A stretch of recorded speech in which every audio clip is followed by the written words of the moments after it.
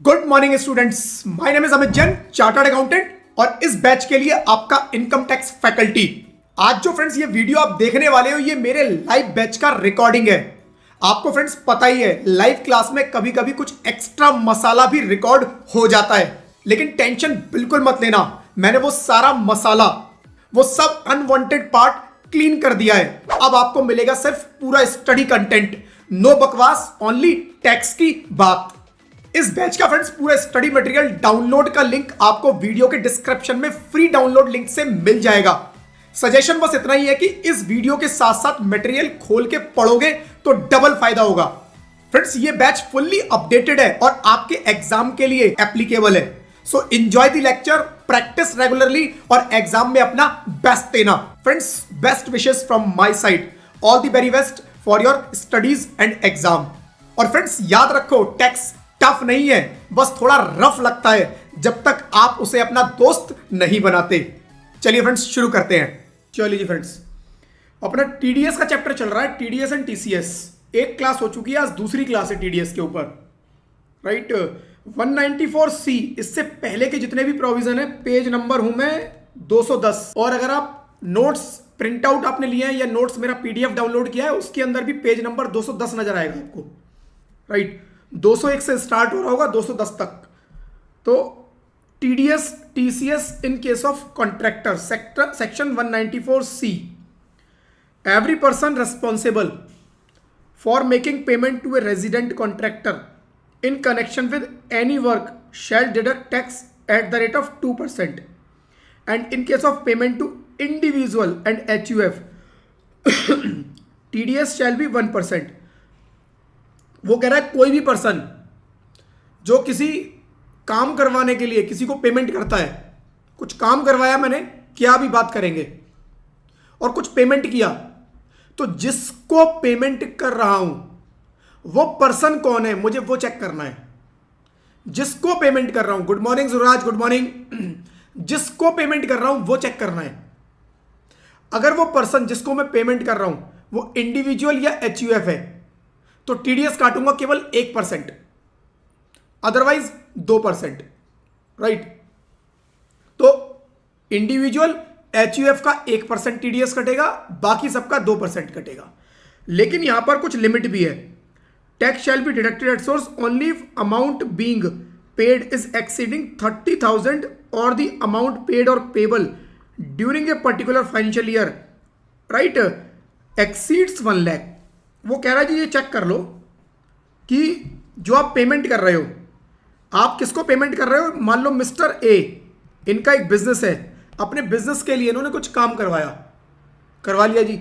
अब पेमेंट किसको हो रही है, पेमेंट 2 लोग हो सकते हैं, इंडिविजुअल HUF या अदर्स, राइट। इनमें से कौन है, अगर इंडिविजुअल HUF है तो इसका 1% टीडीएस काटो, राइट।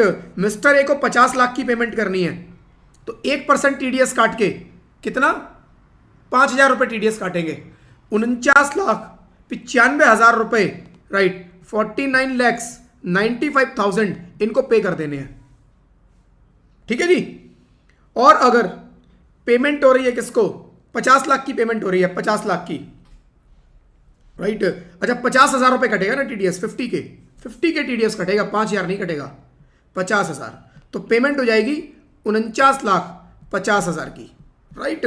और अगर किसी और को कर रहे हो तो 2% टीडीएस काट लो, 2% टीडीएस कितना हो गया, 1 लाख रुपया, तो 49 लाख रुपए की पेमेंट होगी, ठीक है जी, पहला पॉइंट।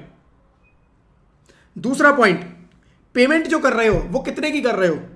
उसने बोला जी पेमेंट कितनी कर रहे हो, 2 लिमिट बताई कि भाई पेमेंट जो आप कर रहे हो वो आप सिंगल पेमेंट 30,000 और पूरे साल की 1 लाख, ये दोनों में से जो एक्सीड करे, मतलब पूरे साल का देखो, पूरे साल में अगर 1 लाख रुपए से ऊपर की पेमेंट है तो ये टीडीएस काट लो, राइट, 2%, ये टीडीएस काट लो।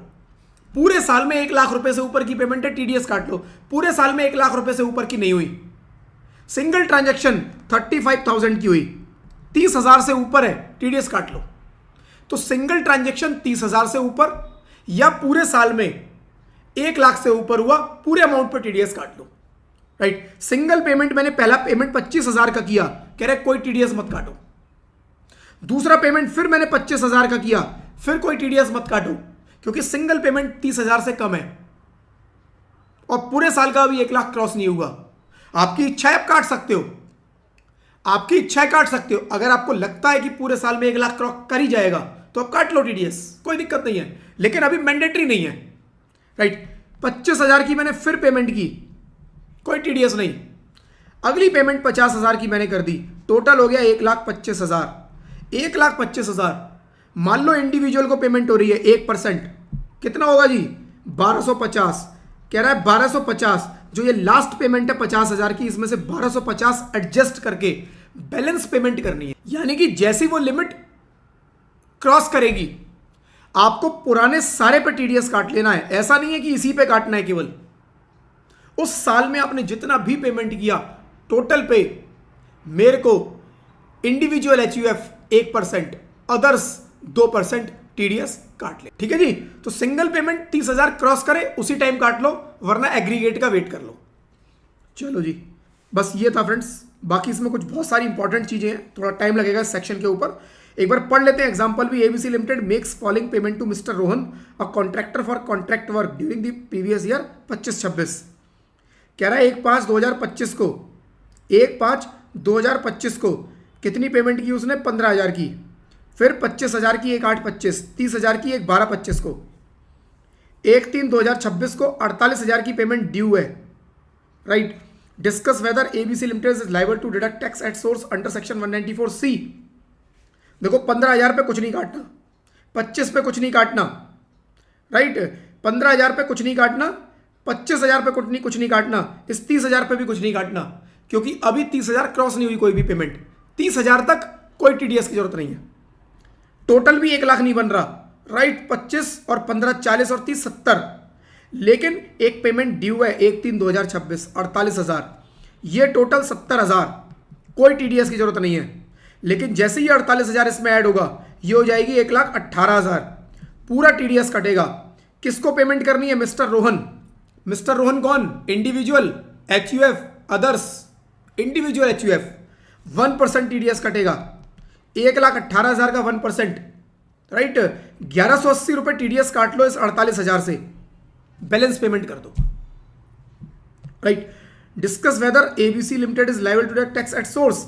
लो जी, in this case the individual contract payment made to Mr. Rohan does not exceed 30,000.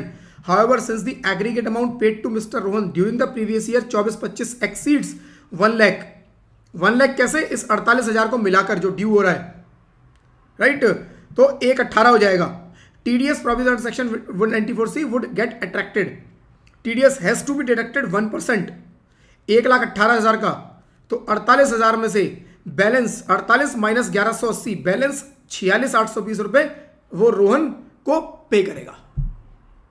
ठीक है जी, क्लियर। चलो आगे कुछ पॉइंट्स है फ्रेंड्स। अगर आप रेगुलर क्लासेस कर रहे हैं और आपको क्लासेस पसंद आ रही हैं तो इस वीडियो को लाइक जरूर कर देना, चैनल को सब्सक्राइब जरूर करना, नोटिफिकेशन बेल पे भी क्लिक करना, सो दैट फ्यूचर की और जो लाइव होंगे या फ्यूचर की जो वीडियोस आएंगी उनके भी नोटिफिकेशन आप लोगों तक सबसे पहले पहुंच पाए। और आपका फ्रेंड्स एक लाइक मेरे लिए बड़ा इंपॉर्टेंट होता है, क्योंकि मेरे को पता चल पाता है कि यस आप क्लासेस को एंजॉय कर रहे हैं, क्लासेस आपको पसंद आ रही हैं, आपके लिए बेनिफिशियल है। और आप चाहें तो फ्रेंड्स अपने फ्रेंड्स के साथ भी, जिनको इन फ्री क्लासेस की जरूरत है, क्योंकि यूट्यूब पर पूरा बैच फ्री होने वाला है, तो जो इस फ्री क्लासेस में भी इंटरेस्टेड है, राइट, आप उनके साथ शेयर कर सकते हैं। चलिए जी, अब आगे फ्रेंड्स इसमें कुछ और पॉइंट्स हैं। एन इंडिविजुअल और HUF family, Hindu undivided family, shall be required to deduct tax at source only if the turnover in case of business has exceeded 1 crore and gross receipts in case of profession has exceeded 50 lakhs during the financial year immediately preceding the relevant year. Friends, exactly वही part, right, हमारे पास फिर यहां पर आ गया कि individual और HUF को compliances से बाहर निकाल दिया कि भाई इंडिविजुअल एचयूएफ जो छोटा बिजनेस कर रहे हैं, टर्नओवर 1 करोड़ तक है या प्रोफेशन में 50 लाख तक है, आप कोई टीडीएस मत काटो। ठीक है, टर्नओवर 1 करोड़ तक है या फिर आपका राइट जो ग्रॉस रिसीट है, अगर आप प्रोफेशन के अंदर है 50 लाख तक, हमें कोई टीडीएस मत काटो। बट ये 1 करोड़ और 50 लाख कौन से साल का चेक करना है? पिछले साल का, पिछले साल का। ऑलरेडी लास्ट क्लास में मैंने बताया। आप हो फ्रेंड्स फाइनेंशियल ईयर 2025-26, तो जो ये टर्नओवर देखूंगा 1 करोड़ की या 50 लाख की, ये मेरे को देखनी है 2024-25, क्योंकि 25-26 तो अभी चल रहा है, इसकी टर्नओवर तो अभी मुझे पता ही नहीं। तो इससे पिछले साल की, जिस साल में भी टीडीएस कटना है उससे पिछले साल की टर्नओवर चेक करो, अगर इंडिविजुअल एचयूएफ है और टीडीएस काट लो, अगर टर्नओवर क्रॉस कर जाए। चलो जी, Mr Rohan engaged in business and turnover of business is 45 lakhs in this case previous year 24-25 and he has to pay 1,10,000 to Mr. Y in previous year 25-26। कह रहा है 24-25 में टर्नओवर 45 लाख रुपए की थी केवल, और 25-26 में 1,10,000 रुपए की मिस्टर वाई को उसे पेमेंट करनी है, right. In connection with contract amount of TDS shall be nil. कोई टर्न रोहन को पेमेंट होनी है, इंडिविजुअल को पेमेंट होनी है 1100, लेकिन अगर वाई लिमिटेड इंडिविजुअल एचयूएफ के अलावा कोई और 2% 2200, ठीक है। No individual HUF shall deduct tax at source under this section if the amount paid for personal purpose of such individual और एचयूएफ, राइट। पर्सनल पर्पज, वो कह रहा है अगर पर्सनल पर्पज से कोई पेमेंट कर रहे हो, मेरे को अपने घर में कुछ काम करवाना था, मेरा किचन बहुत खराब हो गया, मेरे को किचन को तोड़ के दोबारा पूरा बनवाना है, किचन बनवाने में मेरे 3 लाख रुपए खर्च हो गए, ये मेरा पर्सनल एक्सपेंस है या बिजनेस का एक्सपेंस है फ्रेंड्स? मेरा पर्सनल एक्सपेंस है, राइट, मेरा पर्सनल एक्सपेंस है, इसके ऊपर कोई टीडीएस की जरूरत नहीं है, पर्सनल एक्सपेंसेस पे कोई टीडीएस नहीं, ठीक है। बट आगे जाके आपको नजर आएगा अगर पर्सनल एक्सपेंस कुछ बहुत हाई है तो उस केस में भी टीडीएस कटेगा, कुछ सिचुएशंस में बताया है, कुछ पर्टिकुलर आएंगी, ठीक है।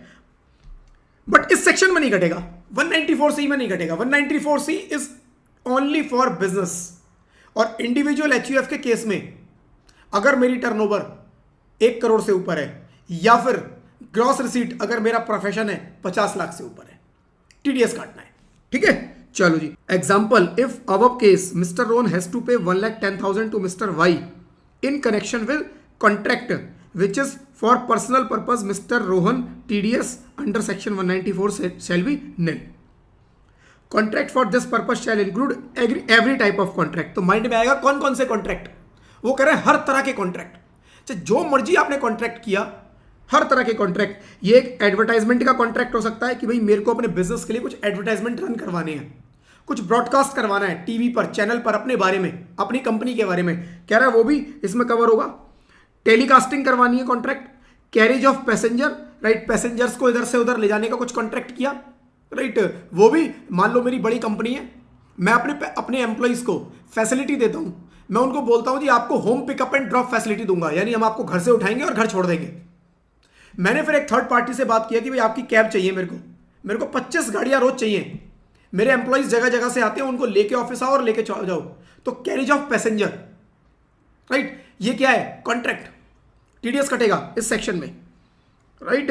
By any mode of transport, catering का कॉन्ट्रैक्ट हो सकता है, कॉन्ट्रैक्ट फॉर कंस्ट्रक्शन हो सकता है, कॉन्ट्रैक्ट फॉर कुरियर सर्विस हो सकता है, contract of maintenance of plant and machinery हो सकता है, but for the purpose of business, personal नहीं, ठीक है। चलो जी, if any person making payment of purchase of goods, no tax shall be deducted at source but TDS shall be applicable in case of manufacturing और supplying a product according to the requirement or specification of customer by using material purchased from such customer or its associate, right। अब इतने point को समझ लो, पहले इतने point को समझ लो, आगे का फिर पढ़ लेंगे, आगे का इतना इंपॉर्टेंट नहीं है, समझने वाला पॉइंट यहां है।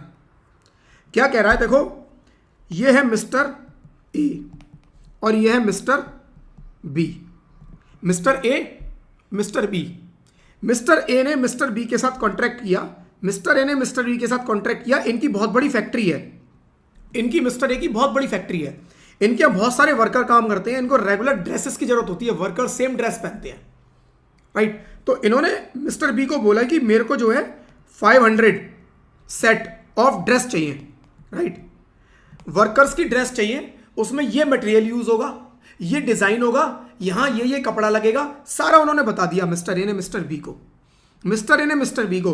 अब मिस्टर बी क्या कर रहा है, मिस्टर बी कपड़ा खुद ही अरेंज कर रहा है, मिस्टर बी कपड़ा खरीद के लाया, बनाया, उसको मैन्युफैक्चरिंग की, और मैन्युफैक्चरिंग करने के बाद ए को सप्लाई कर दिया, क्वेश्चन आता है कि क्या सेक्शन 194C एप्लीकेबल होगा, तो question is, answer is no. 194C इस केस में फ्रेंड्स अप्लाई नहीं होगा, 194C अप्लाई होगा, राइट। अगर 194C सेल के केसेस में कभी अप्लाई नहीं होगा। मैं गुड्स परचेज कर रहा हूं, वो एक अलग बात है कि मैंने अपना स्पेसिफिकेशन रिक्वायरमेंट आपको बताया, मैंने आपको बताया अपना रिक्वायरमेंट कि मेरे को ऐसी ड्रेसेस चाहिए, इस मटेरियल की चाहिए, इतने साइज की चाहिए, लेकिन आपने ही मटेरियल अरेंज किया, आप ही ने उस पर लेबर लगाई, सारे काम आपने किए, मेरा उसके अंदर कोई रोल नहीं था। मैंने आपसे रेट डिसाइड कर लिया जी, पर ड्रेस मैं आपको इतना पे करूंगा, आपने मेरे को ड्रेस की सप्लाई की, मैंने आपको पेमेंट कर दी, कोई टीडीएस बीच में नहीं आएगा, एटलीस्ट सेक्शन 194C बीच में नहीं आएगा। कोई और आएगा वो देखेंगे, 194C नहीं आएगा। क्लियर। अब सिचुएशन थोड़ा चेंज कर देते हैं। मैंने मिस्टर बी को बोला जी मुझे 500 ड्रेसेस चाहिए, मुझे 500 ड्रेसेस चाहिए, लेकिन कपड़ा जो होगा ना वो मैं दूंगा आपको, क्योंकि कपड़ा जो चाहिए वो हमारा बड़ा स्पेसिफिक कपड़ा होता है। हमारी इंडस्ट्री ऐसी है, वहां फायर के काम होते हैं, कपड़ा आग पकड़ लेता है, हम अपने स्पेशल कपड़ा बनवाते हैं, ये बाहर से इंपोर्ट होता है, ये फायर को जल्दी से नहीं पकड़ता, तो मुझे उस कपड़े से ड्रेस बनवानी है। मैंने कपड़ा इसको दिया, मैंने बोला जी क्लॉथ मैं आपको दूंगा, आप इस पे स्टिचिंग का काम करो, आप इस पे बाकी सारे काम करो, आप इस पे डिजाइनिंग का काम करो, लेकिन कपड़ा मैं दूंगा। तो क्या ये सेक्शन 194C का केस बनता है? Answer is yes. अगर तो कपड़ा मैंने नहीं दिया, मैंने कुछ नहीं दिया, तो ये प्योर सेल का केस है, कोई टीडीएस नहीं है। लेकिन अगर माल की सप्लाई मैं कर रहा हूं, माल की सप्लाई मैं कर रहा हूं, मैं बोल रहा हूं जी माल मैं दूंगा, माल मिस्टर ए कह रहा है मैं दूंगा, आप इसको बना के दो, now it is work contract. Work contract under section 194C और टीडीएस एप्लीकेबल हो जाएगा। टीडीएस एप्लीकेबल हो जाएगा। मिस्टर बी इंडिविजुअल जो भी mister X, mister A, mister B को पेमेंट करेंगे उस पर 1% टीडीएस कट जाएगा। और अगर ये मिस्टर बी ना होकर कोई कंपनी होती, मतलब इंडिविजुअल एचयूएफ के अलावा कोई और होता, तो 2% टीडीएस काटना। ठीक है जी, क्लियर ये पॉइंट कि मिस्टर ए मिस्टर बी को पेमेंट करेंगे, टीडीएस काटना है नहीं काटना डिपेंड करेगा सिचुएशन के ऊपर कि जो माल खरीदा उसके अंदर गुड्स मिस्टर बी का, यानी कि जो मैन्युफैक्चरर है उसका ही खुद का था, तो no TDS, it is pure sale. और प्योर सेल पे अंडर सेक्शन 194C कोई टीडीएस नहीं कटेगा। लेकिन गुड्स की सप्लाई मिस्टर ए ने की और मिस्टर बी ने उसको बनाया, केवल डिजाइनिंग किया, काम किया उसके ऊपर, it is work contract under section 194C। TDS will be applicable, right, and rate will be as per the SSC, as per the status of FSc. अगर वो मिस्टर बी है, मतलब इंडिविजुअल एचयूएफ है, तो 1%, अदरवाइज 2। माल की supply mister A ने नहीं की, माल की सप्लाई मिस्टर ए ने नहीं की, माल की सप्लाई मिस्टर ए ने नहीं की, मिस्टर ए की wife Mrs A, Mr A की wife Mrs A, right, mister A की wife Mrs A, Mrs A का कपड़ों का बिजनेस है, वो अनस्टिच्ड क्लॉथ सेल करती हैं, राइट, बंडल के बंडल कपड़ों के मिसेस ए का सेल का काम है, वो सेल करती हैं। इन्होंने मिस्टर बी को बोला कि माल आप बनाओ, जो कपड़ा आएगा वो मैं नहीं दूंगा, मिसेस ए आपको सप्लाई करेगी, कपड़ा जो सप्लाई करेगी मिसेस ए करेगी। अब मिस्टर ए कोई कपड़ा नहीं दे रहा, लेकिन मिस्टर बी भी अरेंज नहीं कर रहा, कपड़ा कौन दे रहा है? मिसेस ए, मिस्टर ए की एक रिलेटिव, मिस्टर ए की एक एसोसिएट, जो वर्ड यूज किया गया एसोसिएट। तो इसका आंसर ये है फ्रेंड्स, इसका सॉल्यूशन ये है कि मिस्टर ए चाहे खुद कपड़े को सप्लाई करें, यानी मिस्टर ए चाहे खुद गुड्स को सप्लाई करें, या फिर उनका कोई एसोसिएट गुड्स को सप्लाई करे, माना जाएगा कि मिस्टर ए ने खुद ही किया है और 194C का केस बन जाएगा। 194C का केस बन जाएगा, चाहे मिस्टर ए खुद करे, चाहे मिस्टर ए का कोई एसोसिएट करे। अब एसोसिएट का मीनिंग क्या है वो बताऊंगा, कि इसके अंदर कौन कौन कवर होते हैं, वो भी बात कर लेंगे, बट कॉन्सेप्ट समझ लो एक बार, ठीक है। मिस्टर ए ने मिस्टर बी को डायरेक्टली कोई कपड़ा नहीं दिया, कोई गुड्स नहीं दिया, किसी दूसरे से सप्लाई करवा दिया। वो दूसरा कौन है वो चेक करना पड़ेगा। वो दूसरा अगर मिस्टर ए का एसोसिएट है, अगर वो मिस्टर ए का एसोसिएट निकल आया, जैसे मिसेस ए एसोसिएट की डेफिनेशन में कवर होता है, तो उस केस में मिस्टर बी का, राइट, मिस्टर बी को, इस केस में मिस्टर बी का जो पेमेंट होगी उस पर टीडीएस काटना पड़ेगा। ठीक है, 194C का केस बन जाएगा। तो मैं रिपीट कर देता हूं एक बार, दोनों के बीच में कॉन्ट्रैक्ट हुआ है, ए और बी के बीच में। ए ने कॉन्ट्रैक्ट दिया है बी को 500 ड्रेसेस का, बी गुड्स भी खुद अरेंज कर रहा है, स्टिचिंग भी सब काम उसी का, ए का कोई रोल नहीं, ए के किसी एसोसिएट का कोई रोल नहीं। तो सेल का कॉन्ट्रैक्ट हुआ है, it is contract of sale. Sale के किसी कॉन्ट्रैक्ट में फ्रेंड्स कोई टीडीएस नहीं है, 194C नहीं है, दूसरा एक सेक्शन है, एक सेक्शन अलग बैठा है इसके लिए, वहां जब आऊंगा तब बात करूंगा, राइट। तो कोई टीडीएस नहीं 194C में। दूसरा, मिस्टर ए ने गुड सप्लाई कर दिया, टीडीएस एप्लीकेबल हो जाएगा। तीसरा, मिस्टर ए ने खुद नहीं किया, मिस्टर ए के किसी एसोसिएट ने सप्लाई कर दिया, तब भी 194C एप्लीकेबल हो जाएगा, माना जाएगा कि वो मिस्टर ए ने ही सप्लाई किया है। ठीक है, चलो जी, अब एक बार थ्योरी पढ़ लो थोड़ा सा यहां तक। If any person making payment for purchase of goods, no tax shall be deducted at source, but TDS shall be applicable in case of manufacturing or supplying a product according to the requirement or specification of customer by using material purchased from such customer, by using material purchased from such customer। उसी customer ने material provide किया है जो order दे रहा है आपको, तब TDS applicable हो जाएगा, अदरवाइज कोई TDS नहीं है। ऑफ फ्रॉम सच कस्टमर और इट्स एसोसिएट, कस्टमर खुद दे चाहे उसका एसोसिएट दे, TDS एप्लीकेबल हो जाएगा 194C में। ठीक है, person covered under section 48(2)(b, कह रहा 48(2)(b) सेक्शन है, उसके अंदर एसोसिएट की डेफिनेशन बताई है, राइट। कह रहा जो जो सेक्शन 48(2)(b) में कवर होंगे वो सब एसोसिएट है, वो सब एसोसिएट है, but does not include manufacturing और supplying a product according to the requirement और specification of customer by using material purchased from a person other than customer और एसोसिएट ऑफ सच कस्टमर। क्या कह रहा है? कह रहा है टीडीएस एप्लीकेबल होगा, सेल अगर है तो टीडीएस एप्लीकेबल नहीं होगा, लेकिन अगर वो खुद, राइट, वो खुद गुड्स की सप्लाई कर दे या एसोसिएट गुड्स की सप्लाई कर दे तो टीडीएस एप्लीकेबल होगा, उस केस में हो जाएगा। दूसरा, उसने बताया कि इस स्पेसिफिकेशन का चाहिए, ऐसा चाहिए, ये साइज चाहिए, सब स्पेसिफिकेशन कस्टमर की थी, लेकिन गुड्स की सप्लाई उसने नहीं की, केवल वो स्पेसिफिकेशन बता रहा है। कह रहा है उस केस में भी टीडीएस एप्लीकेबल नहीं होगा, शर्त बस यही है कि गुड्स की सप्लाई वो खुद या उसका एसोसिएट ना करे। Further, tax shall be deducted at source on the invoice value exceeding the value of material. भाई मान लो मिस्टर बी, अब मिस्टर बी क्या करेगा, इसको बिल करेगा। मान लो 500 ड्रेसेस का रेट तय हुआ 1000 रुपए के हिसाब से, 1000 रुपए के हिसाब से तय हुआ, तो कितना हो गया जी, 50 लाख रुपया, नहीं 5 लाख रुपया हो गया, राइट। 5 लाख रुपए, ये हो गए 5 लाख रुपए, राइट, 5 लाख रुपए उसकी तय हो गया, राइट। अब इस 1000 रुपए में अगर मान लो प्योर सेल है तब तो कोई टीडीएस नहीं है, लेकिन उसने बोला जी माल तो मैं दूंगा, ए कह रहा है माल तो मैं दूंगा, तो वो कह रहा है उस केस में फिर मैं 500 चार्ज करूंगा स्टिचिंग का, 500 रुपए चार्ज करूंगा स्टिचिंग का। ठीक है, तो मिस्टर बी कितना चार्ज करेगा, 500 इंटू 500, 2,50,000। कह रहा है 2,50,000 पर टीडीएस काट लो, लेकिन बिल के अंदर स्पेशली लिखा हो कि ये 2,50,000 स्टिचिंग के हैं, मटेरियल अलग से लिखा होना चाहिए उसके अंदर। अगर मिस्टर बी ने किसी XYZ रीजन से पूरे 5 लाख का बिल बना दिया, राइट, इंक्लूडिंग मटेरियल, जबकि मटेरियल सप्लाई किया मिस्टर ए ने, फिर भी मिस्टर बी ने इसमें इंक्लूड करके बिल दे दिया, तो कह रहा है पूरे बिल पर टीडीएस काट लेना।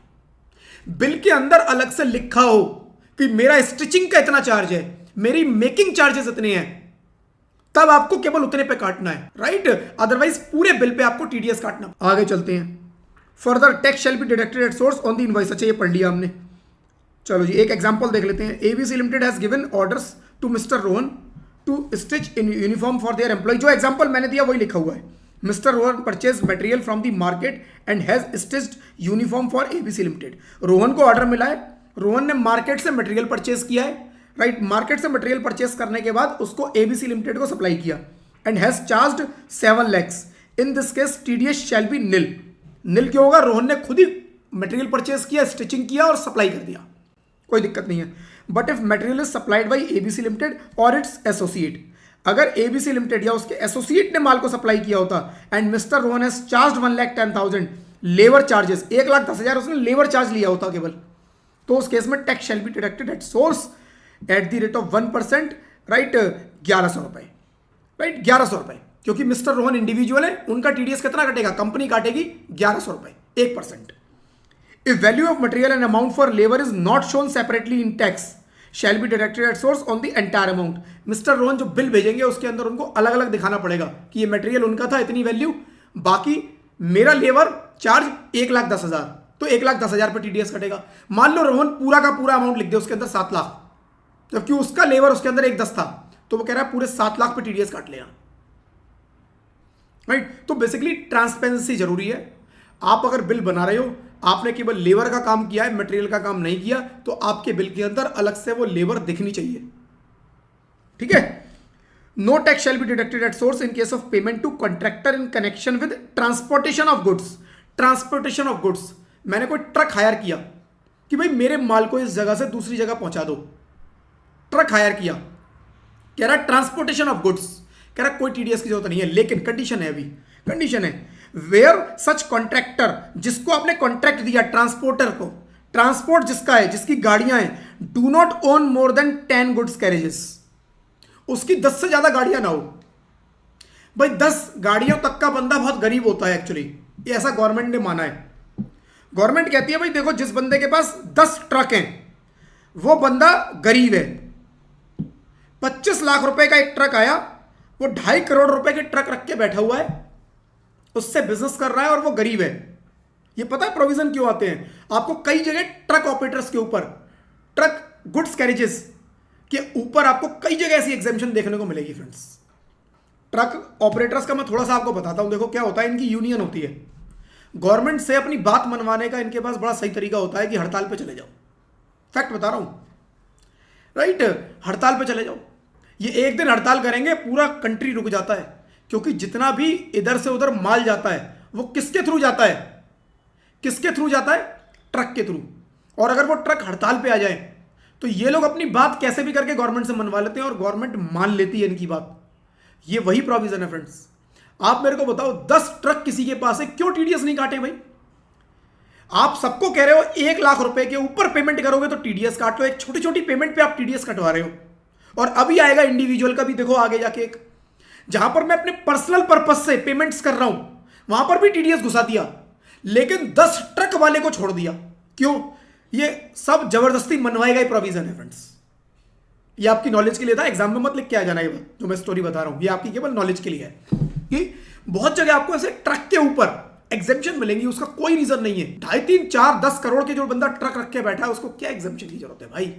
चलो कोई बात नहीं, फिर भी यहां पर है, ठीक है. तो किसी के पास अगर 10 से ज्यादा ट्रक नहीं है, 10 तक ट्रक है केवल, तो उसका कोई टीडीएस मत काटो. वो बेचारा गरीब बंदा है, छोड़ दो, कोई इनकम नहीं है उसकी, right. At any time during the year and also submitted a declaration in this regard and has also furnished permanent account number. But शर्त यह है कि जो ट्रक ऑपरेटर है वो जिस बंदे को सर्विस दे रहा है उसको एक राइटिंग में डिक्लेरेशन देगा कि जी देखो मेरे 10 ही ट्रक हैं, 10 से ज्यादा नहीं है, और ये मेरा पैन नंबर है, राइट. तो मिस्टर ए अगर सर्विस लेंगे किससे, कोई ट्रक ऑपरेटर है XY लिमिटेड, XY लिमिटेड, इसके 10 तक ट्रक हैं, बस 10 से ज्यादा ट्रक नहीं है. तो इस केस में मिस्टर ए जो भी इसको पेमेंट करेंगे नो टीडीएस. कितना अमाउंट, कोई लिमिट नहीं है, लिखा ही नहीं अमाउंट. 10 ट्रक वाले को छूट दे दी, राइट. लेकिन मिस्टर XY लिमिटेड इसको एक क्या देगा, डिक्लेरेशन देगा. उसमें क्या लिखेगा जी, डिक्लेरेशन का जो मेन पार्ट होगा कि मेरे 10 से ज्यादा ट्रक नहीं है और ये मेरा पैन नंबर है, वो प्रोवाइड करना पड़ेगा. अगर नहीं देता है तो फिर टीडीएस कट जाए. ठीक है जी. गुड मॉर्निंग रिया, गुड मॉर्निंग. चलो जी अब एग्जांपल कर लेते हैं. एक ABC Limited has paid 5 lakh to Mr. Rohan for transportation of goods and Mr. Rohan, right, do not have more than 10 goods carriages and has furnished a declaration in this regard and has submitted permanent account number. Mr. Rohan ने declaration भी दे दिया, pan number भी provide कर दिया, 10 goods carriages से उसके ज्यादा भी नहीं है. In this case no tax shall be deducted at source, but if PAN has not been provided tax कट जाएगा 20%। अब ये 20% कहां से आया, अभी इग्नोर कर दो, ये अगली क्लास में पता चलेगा, अभी मैं कंफ्यूज नहीं करूंगा, लेकिन इससे रिलेटेड है क्योंकि, तो यहां लिखना जरूरी है।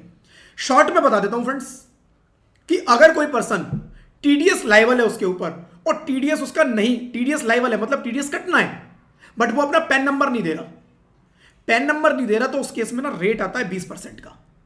ये कहां से आता है आगे जाके लास्ट में बताऊंगा, right.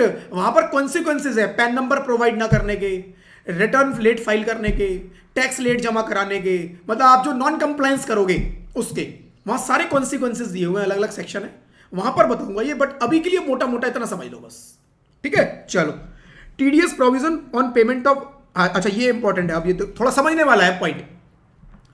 TDS provisions on payment by television channels and publishing houses to advertisement companies for procuring और canvassing for advertisement, right. Circular number this पढ़ लो, फिर पूरा बना के दिखाता हूं एक बारी, right. There are two type of payment involve in the advertising business, payment by client to advertising agency, payment by advertising agency to television channel trans newspaper agency.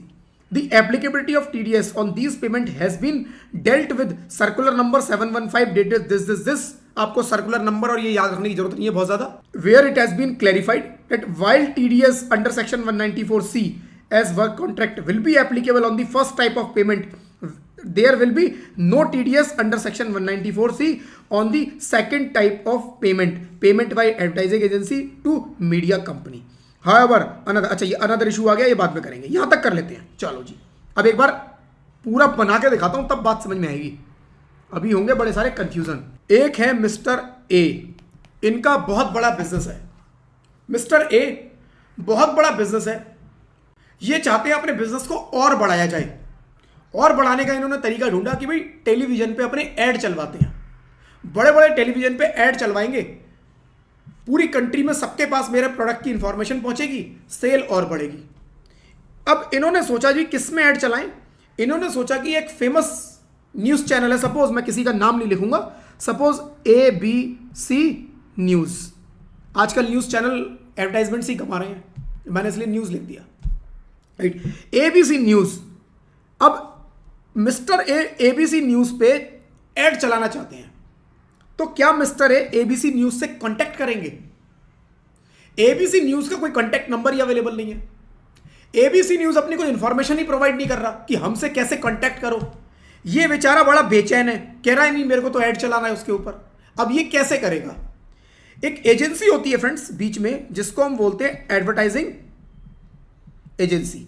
Advertising agency normally जो advertising agency होती है ना, बड़ी बड़ी agency होती है, और इनका हर चैनल से कॉन्ट्रैक्ट होता है, हर चैनल से इनका कनेक्ट होता है।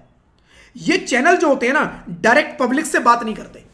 ये चैनल कहते हैं हम डायरेक्टली पब्लिक से नहीं डील करेंगे, ये कहते हैं जी एडवर्टाइजिंग एजेंसी को कि तुम डील करो पब्लिक से, जितने भी ऐड आएंगे वो तुम्हारे थ्रू आएंगे, हम पब्लिक के पास नहीं जाएंगे, हम पब्लिक को अपनी कोई डिटेल शेयर नहीं करेंगे।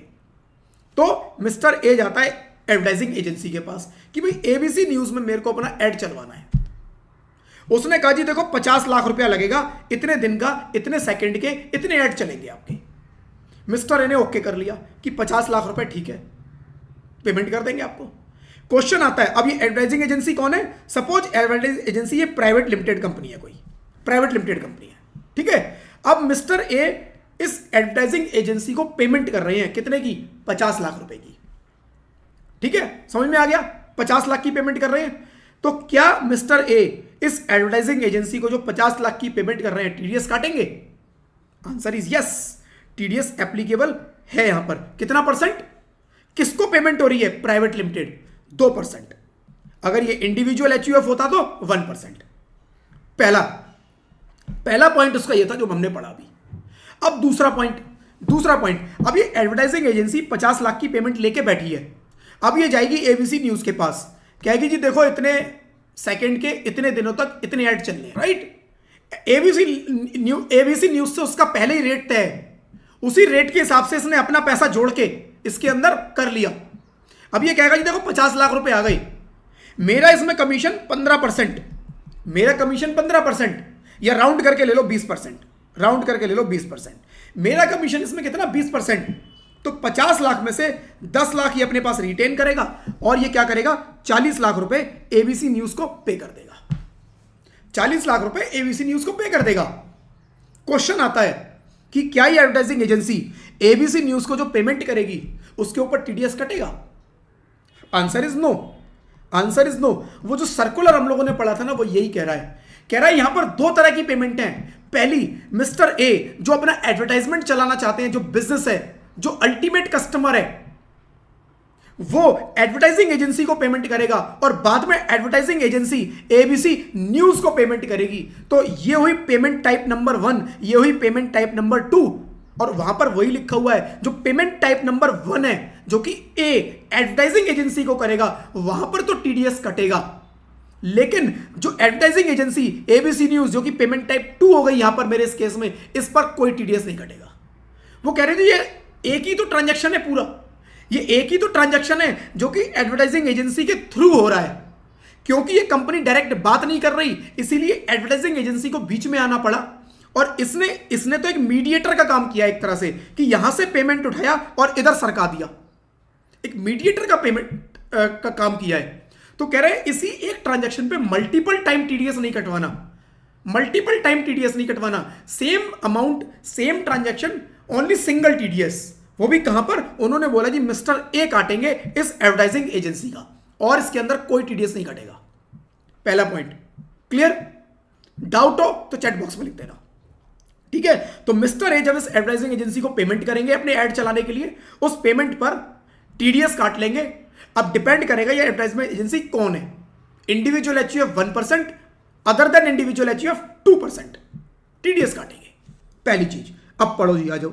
राइट, तो मैं दोबारा एक बार पढ़ लेता हूं फिर भी। There are 2 type of payment involve in this advertising business. पहला है payment by client to advertising agency. Mister A ने एडवर्टाइजिंग एजेंसी को पेमेंट किया, पहला ये। और दूसरी पेमेंट है payment by advertising agency to television channel.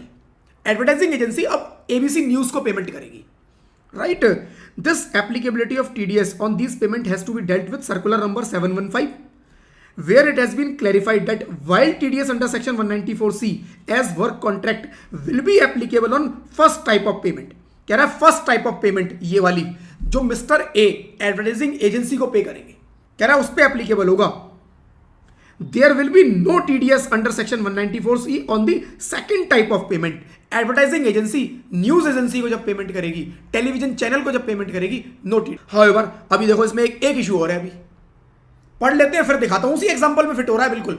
देखो, however another issue has been raised in various cases as to whether the fees charged, taken or retained by advertising companies from media companies for canvassing, booking, advertisement, typically 15% of billing, right, is commission for discount or attracting provision of section 194H.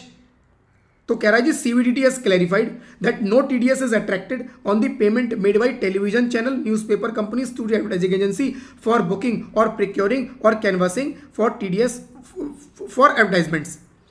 TDS provision on payment by broadcaster. अच्छा एक second रुक जाओ, यहां तक पढ़ लो, इसको अब clarify करता हूं, ये वाला पॉइंट क्लैरिफाई करता हूं क्या कह रहा है, फिर दोबारा पढ़ेंगे। देखो जी, वो कह रहा है दूसरे पॉइंट ए ने मिस्टर ए ने एजेंसी को कुछ पेमेंट किया और एजेंसी ने न्यूज को पेमेंट किया, तो ए जो है टीडीएस काटेगा, एडवर्टाइजिंग एजेंसी कोई टीडीएस नहीं काटेगी। पहला पॉइंट तो एक क्लियर हो गया इस 50 लाख पे। अब बात करते हैं फ्रेंड्स, एडवर्टाइजिंग एजेंसी ने 10 लाख रुपए अपना क्या चार्ज किया? कमीशन। 10 लाख रुपया कमीशन चार्ज किया है। एक्चुअल ट्रांजैक्शन क्या हुआ? देखो, एडवर्टाइजिंग एजेंसी ने 50 लाख रुपए ए से पकड़े, कायदे में उसको क्या करना था, ये 50 लाख एबीसी न्यूज को देने थे कि भाई ये 50 लाख तो आपके रहे न्यूज के, अब आप इस पे 10 लाख मेरा कमीशन दो, 10 लाख मेरा कमीशन दो। ये क्या करता, 50 यहां पे करता, फिर ये 10 लाख यहां आता, ऐसे करके कंपनी से। बट इन्होंने क्या किया, उन्होंने कहा तू मुझे 50 देगा, मैं फिर तुझे 10 दूंगा, एक काम कर एडजस्ट कर लो, तुम मुझे 40 पे कर दो। तो उसने सीधा 40 पे कर दिया, ना 50 ना 10, सीधा 40। बट एक्चुअली ये 40 थोड़ी ना है, ये 40 50 और 10 का सेटलमेंट है कि 50 उसने देना था, 10 इसने लेना था। राइट, तो 50 और 10 का सेटलमेंट 40 है। तो इस 40 को 40 नहीं देखना है, 40 को ऐसा देखना है कि एडवर्टाइजिंग एजेंसी ने 50 उसको पे किया और 10 लाख अपना कमीशन ले लिया। अब क्वेश्चन आता है, जो इसने ये 10 लाख रुपए कमीशन चार्ज किया, क्वेश्चन आता है क्या इसने 10 लाख रुपए जो कमीशन चार्ज किया, कमीशन के ऊपर सेक्शन होता है सेक्शन 194H जो कमीशन और ब्रोकरेज की बात करता है। क्या अब इस 10 लाख रुपए पर कौन पे कर रहा है? एबीसी न्यूज इस एडवर्टाइजिंग एजेंसी को 10 लाख रुपए कमीशन पे कर रही है। कौन पे कर रहा है? ABC news. तो क्या अब ABC news under section 194H इस 10 लाख पे टीडीएस काट ले? ट्रांजैक्शन समझना अच्छे से, ट्रांजैक्शन बिल्कुल एक एक तार अलग अलग होना चाहिए। एक एक ट्रांजैक्शन में मल्टीपल चीजें निकल के आ रही हैं, राइट? इसी ट्रांजैक्शन में 10 लाख कमीशन भी है। कौन पे कर रहा है? ABC news. किसको? एडवर्टाइजिंग एजेंसी को। एबीसी न्यूज पे कर रही है, पे एबीसी न्यूज कर रही है। तो लायबिलिटी टीडीएस की किसकी हुई? एबीसी न्यूज की। कौन सा सेक्शन लगेगा? 194H। 194H बोलता है टीडीएस कुछ ब्रोकरेज कमीशन पे करोगे टीडीएस कटेगा। तो क्या 194H में 10 लाख पे टीडीएस कटवा दें? उन्होंने बोला नहीं, वो भी मत काटो, क्योंकि ये सेम ट्रांजैक्शन से रिलेटेड है। एक ही ट्रांजैक्शन पे वो कह रहे हैं हम मल्टीपल टीडीएस एप्लीकेबल नहीं होने देंगे। एक ही ट्रांजैक्शन का नेचर बदल रहा है, बस अलग अलग तरह से घूम के। वो कह रहा है कोई टीडीएस की जरूरत नहीं है। एक बार कट गया ना ये वाला 2% 1%, बस काफी है। ट्रांजैक्शन यहां से हमारी ट्रैक हो जाएगी, अब हमें कुछ नहीं करना, कोई टीडीएस नहीं। तो एबीसी लिमिटेड इस 10 लाख पे अंडर सेक्शन 194 कोई टीडीएस नहीं काटेगा। तो कुल मिला के फ्रेंड्स यहां पर क्या था, बहुत झगड़े थे इन ट्रांजैक्शंस में, बड़े झगड़े थे, बड़े कंफ्यूजन थे, इसीलिए वो क्लैरिफिकेशन आई है सारी, राइट? कि टीडीएस कैसे कटे। एक उसको पे कर रहा है, ये फिर इसको पे कर रहा है, ये फिर इसको कमीशन पे कर रहा है। वो कह रहा है बस एक सिंगल पॉइंट पे टीडीएस काट लो, उसके आगे जो पेमेंट होगी कोई टीडीएस नहीं। उसके बाद ये news agency, newspaper broadcasting agency है, न्यूज चैनल है, वो जब इस एडवर्टाइजिंग एजेंसी को कुछ पेमेंट करेगा कमीशन की, कह रहा है उस पर भी कोई टीडीएस की जरूरत नहीं है, कोई टीडीएस की जरूरत नहीं है। ठीक है, बस यही पॉइंट लिखा हुआ है, दोबारा पढ़ लेते हैं एक बार, देखो। However, another issue has been raised in various cases as to whether the fees charged, taken or retained by advertising companies from media company, advertising company जो media company से फीस चार्ज कर रही है for canvassing, booking और जो advertisement की booking के लिए, राइट, टिपिकली 15%। कह रहा है नॉर्मली वो लोग 15% चार्ज करते हैं, आपकी इंफॉर्मेशन के लिए बता दिया, बट एग्जाम में नहीं लिखना है 15%, एग्जाम में जो आए उस पर निकाल देना, खत्म बात, राइट? इज कमीशन और discount for attracting the provision of section 194H। तो वो पूछ रहा है क्या इस पर 194H लगेगा? तो सीबीडीटी ने क्लैरिफाई किया that no TDS is attracted on payment made by television channel, newspaper companies to advertising agency for booking, procuring और कैनवसिंग फॉर एडवर्टाइजमेंट। कह रहा कोई टीडीएस की, ठीक है? इतना अभी खत्म नहीं हुआ, अभी बहुत सारे तार निकलेंगे अभी इसमें। देखो एक इशू हो रहा है, TDS provision on payment by broadcaster और television channel to production house for production of content और प्रोग्राम फॉर टेलीकास्टिंग। पहले ये इतना समझ लो ये क्या रहा है, आगे प्रोविजन पढ़ लेंगे, पहले सिचुएशन समझ लो। वो कौन सी सिचुएशन की बात कर रहा है? देखो सिचुएशन की बात कर रहा है कि मिस्टर ए ने एडवर्टाइजिंग एजेंसी को पेमेंट किया एड चलाने के लिए। एडवर्टाइजिंग एजेंसी ने एबीसी न्यूज को काम दे दिया कि आप एड चलाओ। अब एबीसी न्यूज का क्या काम होगा? एड चलाएगी। एड चलाने के लिए एड बनेगा भी तो सही, एड चलाने के लिए एड बनेगा भी तो सही। अब एबीसी लिमिटेड न्यूज के पास एड नहीं है, एड नहीं है। अब एबीसी न्यूज जाती है एक और थर्ड पर्सन के पास। ये थर्ड पर्सन कौन है? ये थर्ड पर्सन है इनका प्रोडक्शन हाउस है, राइट? इनका प्रोडक्शन हाउस है, राइट? ये क्या करते हैं? ये फिल्म बनाते हैं, शॉर्ट फिल्म। फिल्म जरूरी नहीं है वो मूवी जो 3 घंटे की आप देखते हो, फिल्म कोई भी फिल्म हो सकती है। वो 30 सेकंड की फिल्म बनाते हैं जो एडवर्टाइजमेंट के काम आती है, वो भी फिल्म है, राइट? वो फिल्म बनाते हैं, एडवर्टाइजमेंट के लिए शूटिंग करते हैं, उनकी अपनी पूरी टीम है अपनी, राइट? एक तरीका तो ये है कि ये एबीसी न्यूज खुद फिल्म बनाए बैठ के, अपने किरदार हायर करे, अपने कैमरा हायर करे, वेन्यू हायर करे। एबीसी न्यूज के पास इतने सेटअप नहीं होते फ्रेंड्स। कोई भी फिल्म बनाने के लिए बहुत बड़े बड़े सेटअप की जरूरत होती है, स्पेशलाइज्ड टीम चाहिए होती है। तो एबीसी न्यूज इसको दे देती है ये काम, एबीसी न्यूज प्रोडक्शन हाउस को एक काम दे देती है। प्रोडक्शन हाउस क्या करता है? प्रोडक्शन हाउस एबीसी न्यूज से कहता है बताओ जी क्या बनाना है। इसने कहा जी देखो इतने सेकंड की ये एक वीडियो बना के चाहिए हमें, ये सिचुएशन होगी, इतने कैरेक्टर, ऐसा ऐसा चलेगा, ठीक है जी। प्रोडक्शन हाउस ने दिया जी ऑप्शन। प्रोडक्शन हाउस ने बोला जी देखो मैं 2 लाख रुपए आपसे चार्ज करूंगा, 2 लाख रुपए चार्ज करूंगा, एग्रीमेंट हो गया। क्वेश्चन आता है कि ये 2 लाख रुपए की पेमेंट कौन करेगा? ये न्यूज इस 2 लाख रुपए की पेमेंट इस प्रोडक्शन हाउस को करेगा। क्वेश्चन आता है क्या टीडीएस काटे? आंसर इज यस, काट लो। कितने रेट पे काटे? कितने रेट पे काटे? कितने रेट पे काटे? स्टोरी यहां पर ये है फ्रेंड्स, जो प्रॉब्लम आ रही है यहां पर, वो प्रॉब्लम ये है कि टीडीएस जो मैं काटूं अंडर सेक्शन 194C काटूं या कोई अदर सेक्शन है इसके लिए, बस सिचुएशन ये है फ्रेंड्स। यहां पर जो प्रॉब्लम है बड़ी, वो बस प्रॉब्लम ये है कि जो टीडीएस कटेगा इस प्रोडक्शन हाउस का, वो अंडर सेक्शन 194C कॉन्ट्रैक्टर की तरह कटेगा या फिर किसी और सेक्शन में कटेगा। ये है प्रॉब्लम। यहां पे टीडीएस काटना है, उन्होंने कहा ये ट्रांजैक्शन अलग है, यहां पर सेम पार्टी इन्वॉल्व नहीं है। जहां पर सेम पार्टी इन्वॉल्व थी उसने कहा वहां पर एक बार टीडीएस काटो, लेकिन यहां ये सेम पार्टी नहीं है, अब ये पार्टी अलग है। न्यूज चैनल किसी थर्ड पर्सन को कॉन्ट्रैक्ट दे रहा है, क्या? वीडियो बनाने का, 30 सेकंड की एक एड फिल्म बनाने का, राइट? 30 सेकंड की एड फिल्म बनेगी, कह रहा है टीडीएस बिल्कुल कटेगा, इस पे टीडीएस कटेगा। फिर इश्यू आया जी कौन से सेक्शन में कटेगा, क्या 194C में कटेगा? अभी पढ़ लो, देखो कंफ्यूजन क्रिएट होगा और उसके बाद सॉल्यूशन भी मिलेगा। चलो जी पढ़ लेते हैं क्या कह रहा है। टीडीएस प्रोविजन और ऑन पेमेंट बाय ब्रॉडकास्टर और television channel to production house, जो फिल्म बनाएगा उसको पेमेंट हो रही है फॉर प्रोडक्शन ऑफ कंटेंट, वो कंटेंट या प्रोग्राम क्रिएट करके देगा। उस केस में क्या करना है, कह रहा है issue under consideration is whether payment made by broadcaster telecaster to production house for production of content program are payment under work contract, क्या ये वर्क कॉन्ट्रैक्ट माना जाएगा? Leviable, right, liable for tax deduction at source under section 194C, या फिर contract for professional और technical services liable for tax deduction at source under section 194J। कह रहा है 194C का केस है, 194J का केस है, ये समझ में नहीं आ रहा। अभी देखो आगे क्या कह रहा है। In this regard CBDT has clarified that while applying the relevant provision of TDS on a contract for content production, a distinction is required to be made between, कह रहा है कुछ अंतर है उसके अंदर, वो क्रिएट करो। जैसे a payment broadcaster and a payment by for acquisition of broadcasting telecasting right to the content already produced by production house।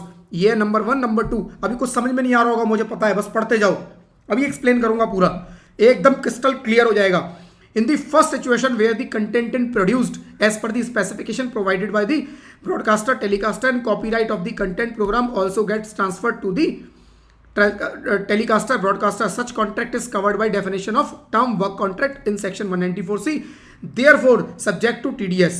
however in a case where the telecaster broadcaster acquire only the telecasting broadcasting rights of the content already produced by the production house, there is no contract for carrying out any work as required section 194C, therefore such payment are not liable for TDS under section 194C। however payment of this nature may be liable for TDS under other section of the act। अब क्या कह रहा है देखो जी, बड़ी सारी story तो पढ़ ली, कुछ समझ में नहीं आया, ऊपर से पढ़े बाउंसर, ठीक है। अब करते हैं क्लियर। चलो देखो इसी के अंदर इसी एग्जांपल को देते हैं कि अब एबीसी लिमिटेड ने, एबीसी न्यूज ने इस प्रोडक्शन हाउस को बोला कि भाई ऐड चला दो, ऐड बना दो, ऐड फिल्म बना दो हमारे लिए, ये 30 सेकंड की इस तरह की फिल्म बनेगी। अब ये ब्रॉडकास्टर, ये जो प्रोडक्शन हाउस है ना, इसको 2 ऑप्शन दे देता है, कहता है देखो अब 2 लाख का सपोज अभी रेट तय नहीं हुआ है, अब 2 लाख बोल जाओ, उसको ऑफर देता है, कहता है देखो मेरे पास आपके लिए 2 ऑप्शन है। ऑप्शन नंबर 1, आपने मुझे बताया थी देखो इतने कैरेक्टर यूज होंगे, ये बैकग्राउंड चाहिए, ऐसा लाइटिंग सेटअप चाहिए, ये पहाड़ दिखाने हैं, ऐसे झरने दिखाने हैं, ये सब दिखाने हैं, देखो ये सब मैं अरेंज करूंगा, मेरे को लगेगा पैसा खर्च होगा, मैं आपसे 2 लाख रुपए चार्ज करूंगा इसका, इस 30 सेकंड की एड फिल्म का मैं 2 लाख रुपए चार्ज करूंगा, मैं आपके लिए बनाऊंगा, आपकी रिक्वायरमेंट के हिसाब से बनाऊंगा, इस पर राइट किसका होगा? आपका होगा। किसका? उस न्यूज चैनल का, आप ही का राइट है। उसने कहा देखो दूसरा ऑप्शन भी है मेरे पास एक, जैसी आप बोल रहे हो ना ऐसी ऑलरेडी मेरे पास एक बनी पड़ी है, एग्जैक्ट सेम बनी हुई है, आप वो यूज कर लो। आपको कितने दिन चलाना है एड? उसने कहा 50 दिन का एड है मेरे पास, 50 दिन चलाना है, मैं 50 दिन का आपको राइट देता हूं, मैं 50 दिन का आपको राइट देता हूं और मैं आपसे चार्ज करूंगा 25,000 रुपए। बनी पड़ी है, मुझे कुछ नहीं करना, मेरे को केवल आपको राइट देना है। इसने बोला जी 25,000 रुपए देना, वो एड फिल्म 30 सेकंड की है, आप यूज करो, आराम से चलाओ उसको, मैं 50 दिन का या 2 महीने का आपको राइट दे देता हूं उसको यूज करने का। हो गया जी। तो अब उस टेलीविजन चैनल के पास दोनों ऑप्शन ओपन है, 2 लाख में अपनी रिक्वायरमेंट के हिसाब से अपने राइट के साथ खुद बनवाए, उस चैनल से बनवाएगा, इस प्रोडक्शन हाउस से ही, या उस प्रोडक्शन हाउस के पास ऑलरेडी एक बनी हुई वीडियो पड़ी है, उसके राइट परचेज कर ले 2 महीने के लिए। समझ रहे हो? तो वो कह रहा है जी देखो पहला सिचुएशन जो है उसमें क्या है, मेरी स्पेसिफिकेशन के हिसाब से सब कुछ मेरे हिसाब से हुआ, then friends it is work contract, it is work contract, 194C का केस लगेगा, 194C का केस लगेगा, राइट। लेकिन 25K इसमें कोई मेरी स्पेसिफिकेशन नहीं है, मेरा इसमें कोई रोल ही नहीं है। आपके पास एक वीडियो बनी पड़ी थी, आपने मुझे दिखाई, मुझे ठीक लगी, मैंने बोला जी दे दो मुझे राइट, मैं आपको बदले में कुछ पेमेंट कर दूंगा, मैं आपको बदले में कुछ पेमेंट कर दूंगा। फ्रेंड्स याद करो एक सेक्शन पिछली क्लास में पढ़ा था हमने, सेक्शन याद करो, और किसी को याद आ रहा हो तो चैट बॉक्स में बता देना। याद करो एक सेक्शन जिसके अंदर फ्रेंड्स हमने बात किया था कि अगर मैं कोई राइट परचेस कर लेता हूं किसी चीज के और उस राइट के बदले किसी को पेमेंट करता हूं तो उस पेमेंट को हम क्या बोलते हैं, क्या बोलते हैं उस पेमेंट को? सोचो, राइट के बदले मैंने कुछ पेमेंट किया है किसी बंदे को, किसी की कुछ चीज यूज करने के लिए मैंने ले ली और उसके बदले उसको पेमेंट किया, it is called royalty, and royalty is covered under section 194J, 194J professional and technical services, उसके अंदर रॉयल्टी भी वहीं कवर हो रहा है। लास्ट क्लास में हम लोगों ने पढ़ा था। तो फ्रेंड्स ये केस किसका बनेगा? 194J का। सीधी सी बात है। तो उस सर्कुलर के थ्रू उन्होंने इस सिचुएशन को क्लैरिफाई किया कि भाई देखो, जब प्रोडक्शन हाउस के पास आप जाओगे, प्रोडक्शन हाउस आपको दो ऑप्शन दे सकता है। एक ऑप्शन आपकी रिक्वायरमेंट के हिसाब से बनाएगा, एक फ्रेश कंटेंट क्रिएट करके देगा जो केवल आपके लिए होगा, और ये जब आपको देगा तो राइट भी आपको ट्रांसफर कर देगा कि ये आप ही का है, आप ही के लिए बना है, मैं इसको यूज नहीं करूंगा, कोई और यूज नहीं कर सकता, ये परमानेंट आपका, 2 लाख रुपए चार्ज करूंगा। लेकिन 194C का केस बन गया, उसने बोला बना बनाया मेरे पास पड़ा है, रेडीमेड है, कुछ एफर्ट नहीं करने, सीधा आप ले जाओ, यूज करो मजे से, पैसा भी कम लगेगा 25,000, लेकिन राइट ट्रांसफर करने का 2 महीने के लिए मैं चार्ज करूंगा आपसे 25,000। 194J का केस बनेगा। वो एक अलग बात है, 25,000 लिमिट कम है, इसको 25 की जगह 50 कर, इसको 25 की जगह 1 लाख कर लो, 1 लाख 1 लाख लिख लो, क्योंकि 25,000 पे तो 194J भी नहीं लगेगा, अमाउंट छोटा है, ठीक है, थ्रेशोल्ड के ऊपर वाला अमाउंट लिख लो, ठीक है। तो 1 लाख रुपए 194J लग जाएगा, ठीक है जी। तो अब आई होप क्लियर होगा, 194C खत्म हो गया। पढ़ लेते हैं एक बार, लेकिन चलो कुछ छोटी मोटी चीजें उसमें देख लेते हैं, लिखी होंगी वो समझा दूंगा। तो यहां पर फ्रेंड्स सारा यही कह रहा है कि CVDT ने जो क्लैरिफिकेशन दिया वो यही दिया कि यहां पर 2 तरह की पेमेंट हो सकती है, एक payment for production of content program as per the specification of the broadcaster, एक तो यह है कि उस स्पेसिफिकेशन के हिसाब से बनाओ, या दूसरा a payment for acquisition of broadcasting telecasting right of the content already produced by the production house, already उसने बना के रखा हुआ है, वो कह रहा है ये कर लो यूज। तो कह रहा है वो पहले केस में, in first situation where the content is produced as per the specification provided by the broadcaster telecaster and copyright of the content program also get transfer to the telecaster broadcaster, उस news agency को। Such contact is covered by definition of term work in section 194C, therefore subject to TDS under this section. ठीक है। लेकिन दूसरे case में कह रहा है, however in case where telecaster broadcaster acquire only telecasting broadcasting rights of the content already produced by the production house, already बना के रखा है उसने, there is no contract for carrying out any work as required section 194C, therefore such payment are not liable for TDS under section 194C. However, payment of this nature may be liable for TDS under any other section. Under any other section. कौन सा section? 194J. 194J royalty का case है। या फिर situation देखो, अगर कुछ और बन रहा है, सिचुएशन देखो, जो ये एग्जांपल दिया है, जितनी यहां मेंशन किया गया है, ये रॉयल्टी का केस है, ठीक है। चलो जी, इसके साथ फ्रेंड्स हमारा 194C खत्म हो जाता है। जितना ये एग्जाम्पल लिखा है इससे ज्यादा ऑलरेडी डिटेल में मैं आपको एग्जाम्पल बना के दिखा दिया है, अब पढ़ लेना इसको अपने आप से, ठीक है, अपने आप से पढ़ लेना फ्रेंड्स। अब फ्रेंड्स बढ़ते हैं अगले सेक्शन के ऊपर, सेक्शन 194D। आगे बढ़ने से पहले अगर क्लासेस पसंद आ रही है तो इस वीडियो को लाइक कर दो, चैनल पे अगर आप लोग नए हैं तो चैनल को सब्सक्राइब कर देना, नोटिफिकेशन बेल पे क्लिक जरूर करना, सो दैट फ्यूचर के सारे वीडियोस के नोटिफिकेशन आप लोगों तक सबसे पहले पहुंचे। और कोई अगर आपके फ्रेंड है जिनको इन फ्री क्लासेस में इंटरेस्ट है, आप उनको भी इन क्लासेस को शेयर कर। चलो जी फ्रेंड्स, अगला section, section 194D। Section 194D। Good morning Yuvraj, good morning Yuvraj, आप लेट हो गए हो, कोई नहीं, इसके बाद आप जो है लाइव की रिकॉर्डिंग सेम लिंक पर अवेलेबल होगी, आप वहां पर देख लेना, लेकिन अगली क्लास से पहले इसको देख जरूर लेना, ठीक है ना। चलो जी, 194D insurance commission. Insurance commission LIC के बड़े सारे इंश्योरेंस एजेंट होते हैं, राइट। कई बार आपके पास भी कॉल आता होगा, सर एलआईसी ले लो, एलआईसी ले लो, एलआईसी ले लो, आता होगा, राइट। तो उस कमीशन की बात कर रहा है, कह रहा है every person responsible for making payment for insurance commission to a resident, resident कह रहा है, नॉन रेजिडेंट नहीं, तो केवल रेजिडेंट कवर होगा, shall deduct tax at source at the rate of 5%, कह रहा है 5% टीडीएस काट लो, provided the amount paid payable during the particular year to a particular agent is exceeding 20,000, कह रहा है 20,000 से ज्यादा है अगर तो 5% काट लो। कितने पे? पूरे पे कटेगा TDS. If LIC has to pay commission of 5 lakhs to one of his agent mister Rohan, amount of TDS shall be 5 lakhs multiplied by 5%, 25,000। ठीक है, तो ये 25,000 रुपए टीडीएस कट जाएगा। बस ये सेक्शन शुरू हुआ और खत्म हो गया। इसमें ध्यान क्या रखना है कि ये रेजिडेंट के ऊपर एप्लीकेबल है, 20,000 की लिमिट है, 20,000 का थ्रेशोल्ड है जहां तक कोई टीडीएस नहीं कटेगा। 20,000 का क्रॉस करते ही पूरे अमाउंट पे 5% टीडीएस काट लो। किसके? रेजिडेंट। रेजिडेंट बोला, इंडिविजुअल एचयूएफ नहीं बोला, रेजिडेंट कोई भी हो सकता है। तो जैसा मर्जी रेजिडेंट है, टीडीएस कट जाएगा 5%, 20,000 क्रॉस करते ही।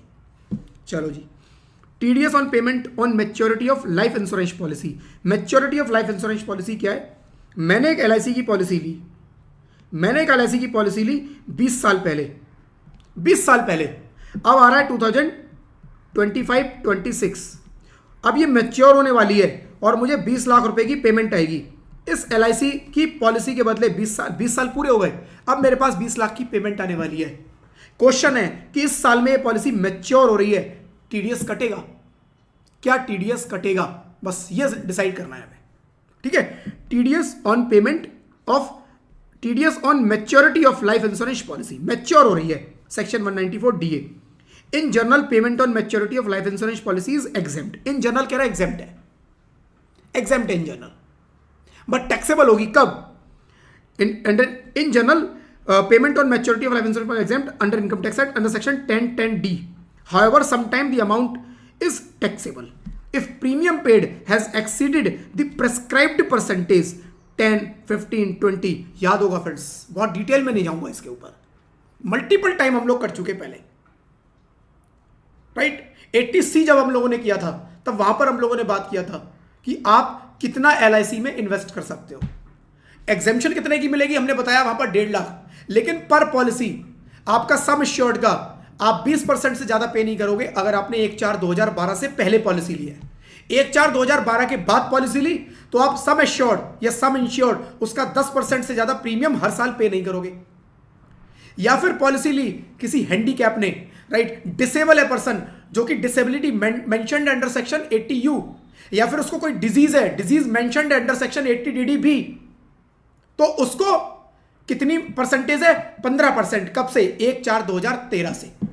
तो 1/4/2012 से पहले आपको 20% तक प्रीमियम करना अलाउड है, 1/4/2012 के बाद आपको 10% अलाउड है, लेकिन अगर पर्सन डिसेबल है या वो डिजीज है तो 1/4/2013 से उसके लिए 15% की। ठीक है, ये परसेंटेज हमें याद हो। फिर हमने अदर सोर्सेज में बात किया था कि अदर सोर्सेज में अगर अमाउंट एग्जेम्प्ट नहीं है, अमाउंट टैक्सेबल है, तो वो कहां टैक्सेबल होगा? अदर सोर्सेज में। अदर सोर्सेज में हमने देखा कि हमें जितना पेमेंट आएगा माइनस उसमें से जो प्रीमियम पे किया मैंने, उस बैलेंस अमाउंट पे मेरे को टैक्स देना है, बैलेंस अमाउंट पे मुझे टैक्स देना है। ये हमने बात कहां किया? अदर सोर्सेज में।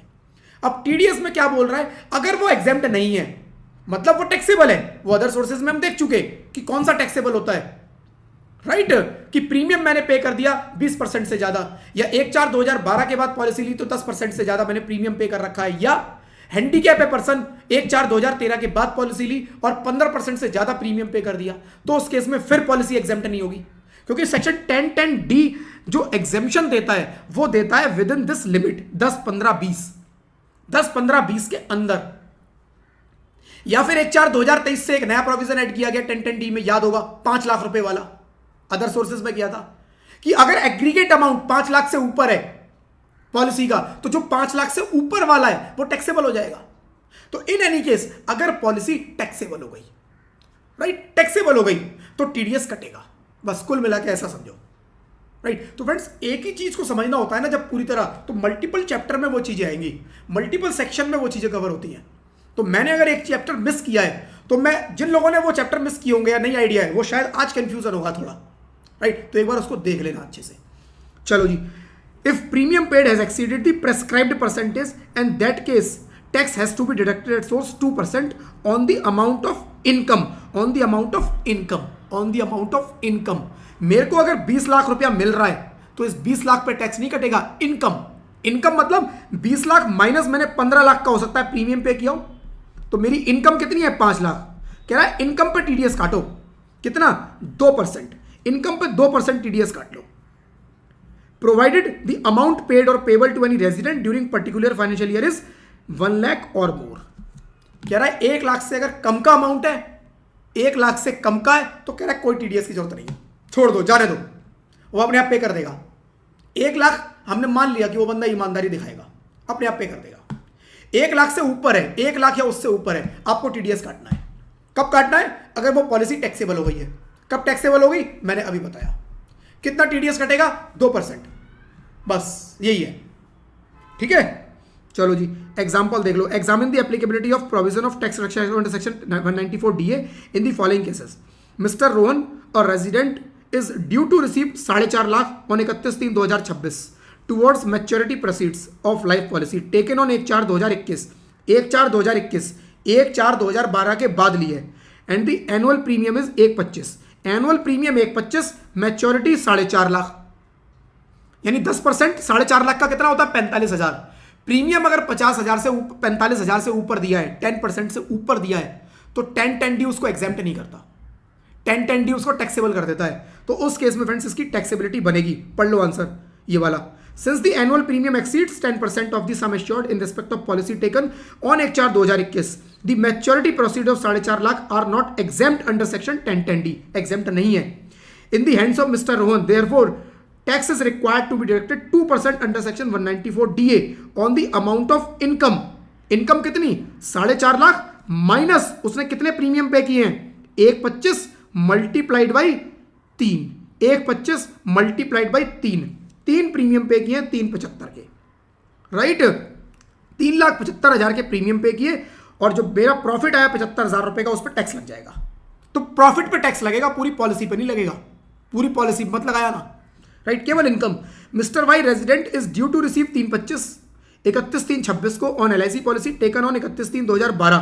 31/3/2012, 1/4/2012 से पहले पॉलिसी ली है. Answer is yes. तो प्रोविजन 20% वाला है. याद रखना, डेट बड़ी इंपॉर्टेंट है. For which sum assured is 3 lakh. 3 lakh का सम एश्योर्ड है.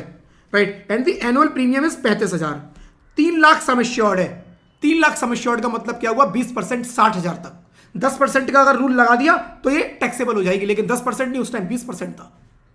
20% का मतलब 60,000. 35,000 विद इन लिमिट है, पॉलिसी एग्जेम्प्ट है. जितना मिलेगा सब टैक्स एग्जेम्प्ट. पढ़ लो जी. Since the annual premium is less than 20% of sum assured in respect of policy taken before 1/4/2012, the sum of 3,25,000 due to mister Y would be exempt under section 10(10D) in his hands. Hence, no tax is required to be deducted at source under section 194 DA on such sum payable to Mr. Y. Mr. Z, resident, due to receive 95,000 on 1/8/2025 towards maturity proceeds of life policy taken on 1/8/2014. 1/8/2014 को payment right को policy ली है, 1/4/2012 के बाद लिए. Yes, 10% वाला rule लगेगा. मतलब जैसी डेट आए ना, दिमाग में फौरन परसेंटेज आ जानी चाहिए कि अच्छा अब ये % वाला रूल लगेगा. For which this some assured is 90,000. 90,000 का सम एश्योर्ड है. Annual premium 12,000. एनुअल प्रीमियम 12,000, 10% इसका बनता है 9,000. जो सम एश्योर्ड या सम इंश्योर्ड बोले, एक्चुअल कितना मिल रहा है वो नहीं देखना, सम एश्योर्ड देखना है. सम इंश्योर्ड. राइट, 9,000 पे कितना किया? 12,000. लिमिट से ज्यादा पे कर दिया, 95 का 95 पूरा टैक्सेबल. ये पढ़ लेना फ्रेंड्स, यहां पर 95, लेकिन टीडीएस यहां पर कटेगा नहीं. क्यों? क्योंकि यहां पर फ्रेंड्स एक लाइन लिखी थी ऊपर, अगर 1 लाख से कम का अमाउंट है तो कोई टीडीएस नहीं कटेगा. राइट, तो टीडीएस कुछ नहीं कटेगा यहां पर. 90,000 का क्योंकि पेमेंट है. देख लो जी. As the annual premium exceeds 10% of sum assured in respect of a policy taken after 31/3/2012 and consequently the maturity proceed of 95,000 due on 1/8/2025 would not be exempt under section 10(10D). Exempt नहीं है. In the hands of mister Y, the tax deduction provision under section 194 DA not attracted since the maturity proceeds are less than 1 lakh. 1 lakh से कम amount है, taxable है, लेकिन TDS मत काटो, वो खुद ही पे कर देगा अपना टैक्स. टीडीएस नहीं कट रहा है इसका मतलब ये नहीं टैक्स नहीं लगेगा, टैक्स लगेगा, जो रिसीव कर रहा है वो खुद देगा, पूरा टैक्स खुद देगा। TDS on payment to non resident sportsman और एंटरटेनर और स्पोर्ट्स एसोसिएशन। यहां वर्ड याद रखना बस, नॉन रेजिडेंट। सेक्शन 194E, एक स्पोर्ट्समैन है, कोई एंटरटेनर है, कोई स्पोर्ट्स एसोसिएशन है, इंडिया के बाहर नॉन रेजिडेंट है, इंडिया में आते हैं खेलने के लिए, आईपीएल होते हैं ना, इंडिया में आईपीएल होते हैं, बाहर से आते हैं खेलने के लिए, यहां पर आके गेम खेलते हैं, जीतते हैं, जाते हैं, उनको पेमेंट हो रही है। ये 194E के केस है सारे। एक सिंगर को बाहर से बुलाया इंडिया में शो करने के लिए, सिंगर को बाहर से बुलाया इंडिया में शो करने के लिए, उसको पेमेंट किया, वो पेमेंट लिया, बाहर चला गया, कह रहा है 194E, टीडीएस काट लो इसका यहीं पर। 194E कह रहे हैं बाहर से आते हैं इंडिया के अंदर और बाहर, फिर हम इनको कहां पकड़ेंगे, ये पैसा लेके गायब हो जाएंगे, फिर ये दोबारा आएंगे नहीं, पता नहीं कब आएंगे, हम इनसे हाथ फैला के पैसे मांगते रहेंगे कि भैया यहां आए थे, टैक्स दे दो, टैक्स दे दो, टैक्स दे दो, ये देंगे ही नहीं। ये जब आए इनको पेमेंट करो, फॉरेन टैक्स काट लो, कितना देख लो जी। Every person including individual HUF, कह रहा है जो मर्जी हो, चाहे आप इंडिविजुअल एचयूएफ हो, हर बंदा टीडीएस काटेगा। मैं अमित, मैंने किसी सिंगर को बाहर से बुलाया, पेमेंट कर रहा हूं, कह रहा तुम भी टीडीएस काटो। किसी नॉन रेजिडेंट से कुछ भी करवा रहे हो, बाहर से बुला के टैक्स काटो। कौन है बट वो? स्पोर्ट्समैन है, एंटरटेनर है या स्पोर्ट्स एसोसिएशन है, right. Every person including individual HUF responsible for making payment to non resident sports person, athlete, entertainer shall direct tax at the rate of 20%। Higher rate रखा है 20%, देखो 20% higher रखा है। देखो इंडिया के अंदर मैक्सिमम जो रेट है वो 30% का है, इन्होंने निकाल लिया हिसाब, इन्होंने कहा जी देखो मैक्सिमम 30% होता है, हम 20% टीडीएस कटवा देंगे। कुछ उसके खर्चे भी हुए होंगे, तो हमने मान लिया 10% के आसपास खर्चे हो गए होंगे, बैलेंस पे 20% टैक्स आएगा। अगर 30% लगाएंगे भी तो ओवरऑल 20% आएगा, वो उन्होंने अपनी एवरेज निकाल ली। लेकिन अगर तुम्हें लगता है, इस एंटरटेनर को ये लगता है कि मेरा टैक्स ज्यादा कट गया, तो वो कह रहे हैं फिर भरो इंडिया के अंदर रिटर्न आके, इंडिया के अंदर बताओ कितनी इनकम हुई, प्रॉपर तरीके से अपने रिटर्न फाइल करो और क्लेम कर लो, इसका रिफंड क्लेम कर लो। तो आपको आना पड़ेगा, अपनी रिटर्न फाइल करनी पड़ेगी। लेकिन अगर आपने कुछ नहीं किया तो 20% कट गया, गवर्नमेंट ने कहा हमारा काम हो गया, अब तुम्हें अगर बचाना है, तुम्हारा कम होना चाहिए था, तुम आ जाओ यहां पर और रिटर्न फाइल करो। ठीक है जी, चलो जी। Further such non resident should not be citizen of India, वो सिटीजन ऑफ इंडिया ना हो बस, राइट। यानी कि सिटीजन ऑफ इंडिया नहीं होना चाहिए। क्या पर्सन ऑफ इंडियन ओरिजिन होगा तो काट लें? यस काट लो, क्योंकि यहां लिखा नहीं है पर्सन ऑफ इंडियन ओरिजिन कौन होता है। अब नहीं एक्सप्लेन करूंगा, पहले चैप्टर में एक्सप्लेन किया था, रेजिडेंशियल स्टेटस में एक्सप्लेन किया था बड़ा डिटेल में। ठीक है, the income should be such as covered under section 115 BBA, income listed below. कह रहा है 150 BBA में जो इनकम है वो इनकम होनी चाहिए। कौन कौन सी? कह रहा है पार्टिसिपेशन इन एनी गेम और स्पोर्ट्स इन इंडिया, इंडिया में आया है किसी गेम या स्पोर्ट्स में पार्टिसिपेट करने के लिए, किसी एडवर्टाइजिंग के लिए आया हुआ इंडिया में, किसी ने कंपनी ने बुलाया जी कि आप यहाँ पर आओ और हमारी साबुन का एक ऐड बनवा के जाओ, राइट। किसी खूबसूरत वादियों में, हिल स्टेशन पर, इंडिया का कोई हिल स्टेशन होगा, वहाँ पर आपका स्टेशन हिल के ऊपर एक बड़ा सा बाथ टब लगवाएंगे और उस बाथ टब में नहाते हुए आपको, राइट, किसी एक्टर को बुला लिया, आपको अपना एक ऐड शूट करवाना है और वो हम ऐड चलाएंगे इंडिया, राइट, इंडिया के अंदर। तो वो बंदा वहाँ से आता है, राइट, बाथ टब में ऐड कर रहा है जी लिरिल का, लिरिल तो चलो इंडिया की है, लेकिन राइट लिरिल का ऐड कर रहा है, या अलग अलग साबुन होती है ना फ्रेंड्स, कौन कौन सी होती हैं, उनके ऐड कर रहा है। तो कह रहा है जितने भी इस ऐड के लिए आप इंडिया में आओगे उस पर भी आपका टीडीएस काटेंगे 20%। या फिर और किस लिए आ रहे हो? Contribution of article relating to any game और स्पोर्ट्स इन इंडिया, इंडिया में कोई गेम हो रहा है, कोई स्पोर्ट्स हो रहा है, उसमें कोई आर्टिकल बनना है, उसमें कंट्रीब्यूट करना है आपको, अपने आप इनपुट दोगे, उसके लिए आप इंडिया आए, आपने सर्विसेज दी, तो कह रहा है वो भी इसमें कवर हो जाएंगी। इन न्यूज़पेपर, मैगजीन और journal, example Madonna, a non-resident received 40 lakh for her stage show in India from XYZ Limited, an event management company in India, right? Event management company XYZ Limited, इसने Madonna को बुलाया जी आप India में आओ और अपना एक शो करो 26/12/2024 को। In this case payment made to non resident entertainer shall be subject to deduct, इसको 24 की जगह 25 कर लो, पहली चीज तो ये डेट चेंज होने से रह गई है, 25 कर लेना। In this case, payments made to non-resident entertainer shall be subject to tax deduction at the rate of 20%. Under the provision of 194E plus 4%, right, plus HEC लगेगा इसके ऊपर 4%, इसके ऊपर फ्रेंड्स HEC भी लगाना है, देखो 20% प्लस HEC, कहीं और नहीं बोला HEC, हर जगह बोला 2%, 1%, 10%, 5%, हर जगह परसेंटेज, बस काट लो। इनसे बोला जी इनसे तो एजुकेशन सेस भी वसूल कर लो, क्योंकि इनका भरोसा नहीं है, ये नहीं आए तो 20% टैक्स और सरचार्ज भी रखवा लिया, सब कुछ रखवा लिया। अब अगर तुम्हारा कम पड़ रहा है, तुम्हारा एक्स्ट्रा टीडीएस कट गया, तो इंडिया में रिटर्न फाइल करो और रिफंड क्लेम कर लो, कोई दिक्कत नहीं हमें। लेकिन फिर आपको इंडिया में हिसाब देना पड़ेगा, और कोई हिसाब नहीं दिया तो हमारा तो काम हो गया 20% प्लस एचईसी। ठीक है जी, under the provision 194 plus HEC 4%। Tax deductive under section 194 कितना होगा? 40 लाख का 20.8। 20.8 कैसे आया? 20% प्लस उसका 4%, तो 24 मत कर देना, 20 का 4% और ऐड कर दो। या फिर 40 लाख पे क्या निकालो? 40 लाख पे पहले 20% निकालो और उसका 4% ऐड करो, इतना ही आएगा, इतना ही आएगा। ठीक है, चलो जी, चलो जी। रिया ने बहुत सारे साबुन के नाम भी लिखे हुए हैं जो मैं भूल रहा था, मेरे को याद नहीं आ रहे थे। थैंक यू रिया। चलो, TDS in case of commission etcetera on sale of lottery ticket section 194G।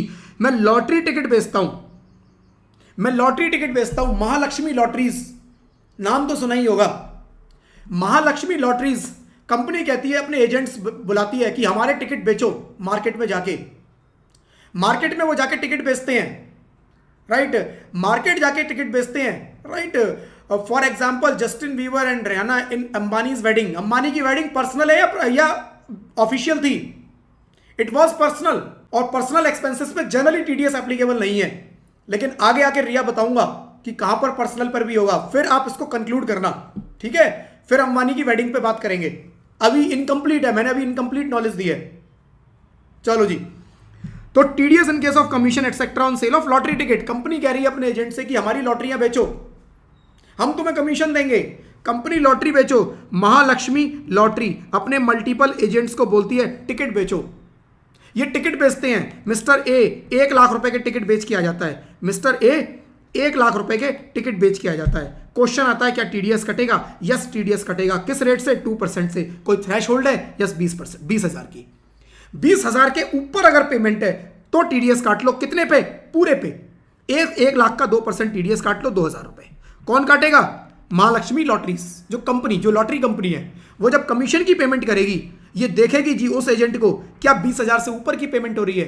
If answer is yes, if answer is yes, तो टीडीएस कट जाएगा। अदर आंसर नो है तो टीडीएस नहीं कटेगा। ठीक है जी, चलो। TDS on payment of commission और ब्रोकरेज सेक्शन 194H। 194H का अभी थोड़ी देर पहले जिक्र आया था, 194C में आया था ना, 194C में। सिचुएशन याद है? सिचुएशन याद है ना? ए ने पेमेंट किया एडवर्टाइजिंग एजेंसी को, एडवर्टाइजिंग एजेंसी ने पेमेंट किया किसको? एडवर्टाइजिंग एजेंसी ने पेमेंट किया न्यूज चैनल को, एबीसी न्यूज को। एबीसी न्यूज ने उसको कमीशन की पेमेंट की। 194C में सर्कुलर में लिखा हुआ है कि इस कमीशन पे कोई टीडीएस नहीं काटना, राइट। तो वहां पर डाउट था कि क्या 194H अप्लाई होगा, तो सर्कुलर ने बोला 194H अप्लाई नहीं होगा, ये वही 194H है, तो उस पर अप्लाई नहीं होगा, बट बाकी सारे कमीशन पे तो अप्लाई होगा, बाकी सारी ब्रोकरेज पे तो अप्लाई होगा। कौन कौन सी? देखो जी, TDS on payment of commission और brokerage. Every person making payment of any commission और brokerage to a resident shall deduct income tax at the rate of 2% provided amount paid or payable during particular year to a particular person exceeding 20,000। कह रहा है 20,000 का threshold है, पूरे साल में 20,000 से ऊपर की अगर आपने पेमेंट की, 2% पूरे अमाउंट पे आपको टीडीएस काट लेना है। पेमेंट क्या होगा? कमीशन या ब्रोकरेज। कमीशन और ब्रोकरेज क्या होता है फ्रेंड्स? कुछ काम करने के नाम का मैं आपसे एक कमीशन चार्ज कर लेता हूं जी, इसमें मेरा इतना कट होगा, मेरा इतना होगा। मेरे को घर की जरूरत थी, मैं जाके ढूंढ रहा हूं कोई सेलर मिल जाए, सेलर मिल जाए, सेलर मिल जाए, कोई सेलर नहीं मिल रहा। मैंने एक प्रॉपर्टी एजेंट से बात किया, उनके पास सेलर बहुत होते हैं, मैं उनके पास बात किया, उन्होंने मेरे को घर दिलवाने में मेरी हेल्प करी। मैंने उनको घर की कीमत का 1% कमीशन दिया। घर की कीमत 1 करोड़, 1% कमीशन, 1 लाख रुपया मैं उसको कमीशन दूंगा।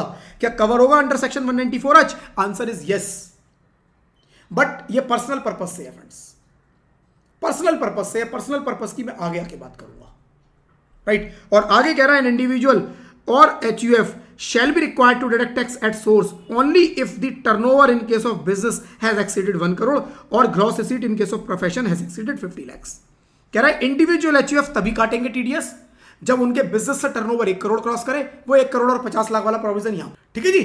अभी फ्रेंड्स एक ना नीचे समरी दे रखी है, सो डेट आप लोगों को कुछ कंफ्यूजन ना हो। वहां समरी में लिखा है कि ये प्रोविजन अप्लाई कहां होगा कहां नहीं होगा, यस नो लिखा हुआ है, जिससे आप क्विकली देख सकते हो। और आपको वहां के ना एक बार बता भी दूंगा इजीएस्ट वे उसको याद करने का। और देखो मैं अभी आपको बता रहा हूं, देखो इंडिविजुअल एचयूएफ कहां आ रहा है, इंडिविजुअल एचयूएफ उस हर जगह हर सेक्शन में मोटा मोटा इंडिविजुअल एचयूएफ घुसा हुआ है, हर सेक्शन में इंडिविजुअल एचयूएफ घुसा हुआ है। या तो वहां पर कुछ नॉन रेजिडेंट का प्रोविजन हो जाएगा, जैसे अभी आया था स्पोर्ट्स पर्सन वाला, वहां पर इंडिविजुअल एचयूएफ, या फिर कुछ रिस्की आइटम है वहां पर इंडिविजुअल एचयूएफ को, जैसे कैजुअल इनकम टाइप की इनकम आएगी, वहां पर इंडिविजुअल एचयूएफ का नाम नहीं होगा।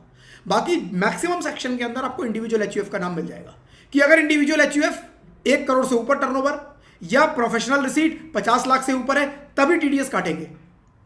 ठीक है, चलो जी।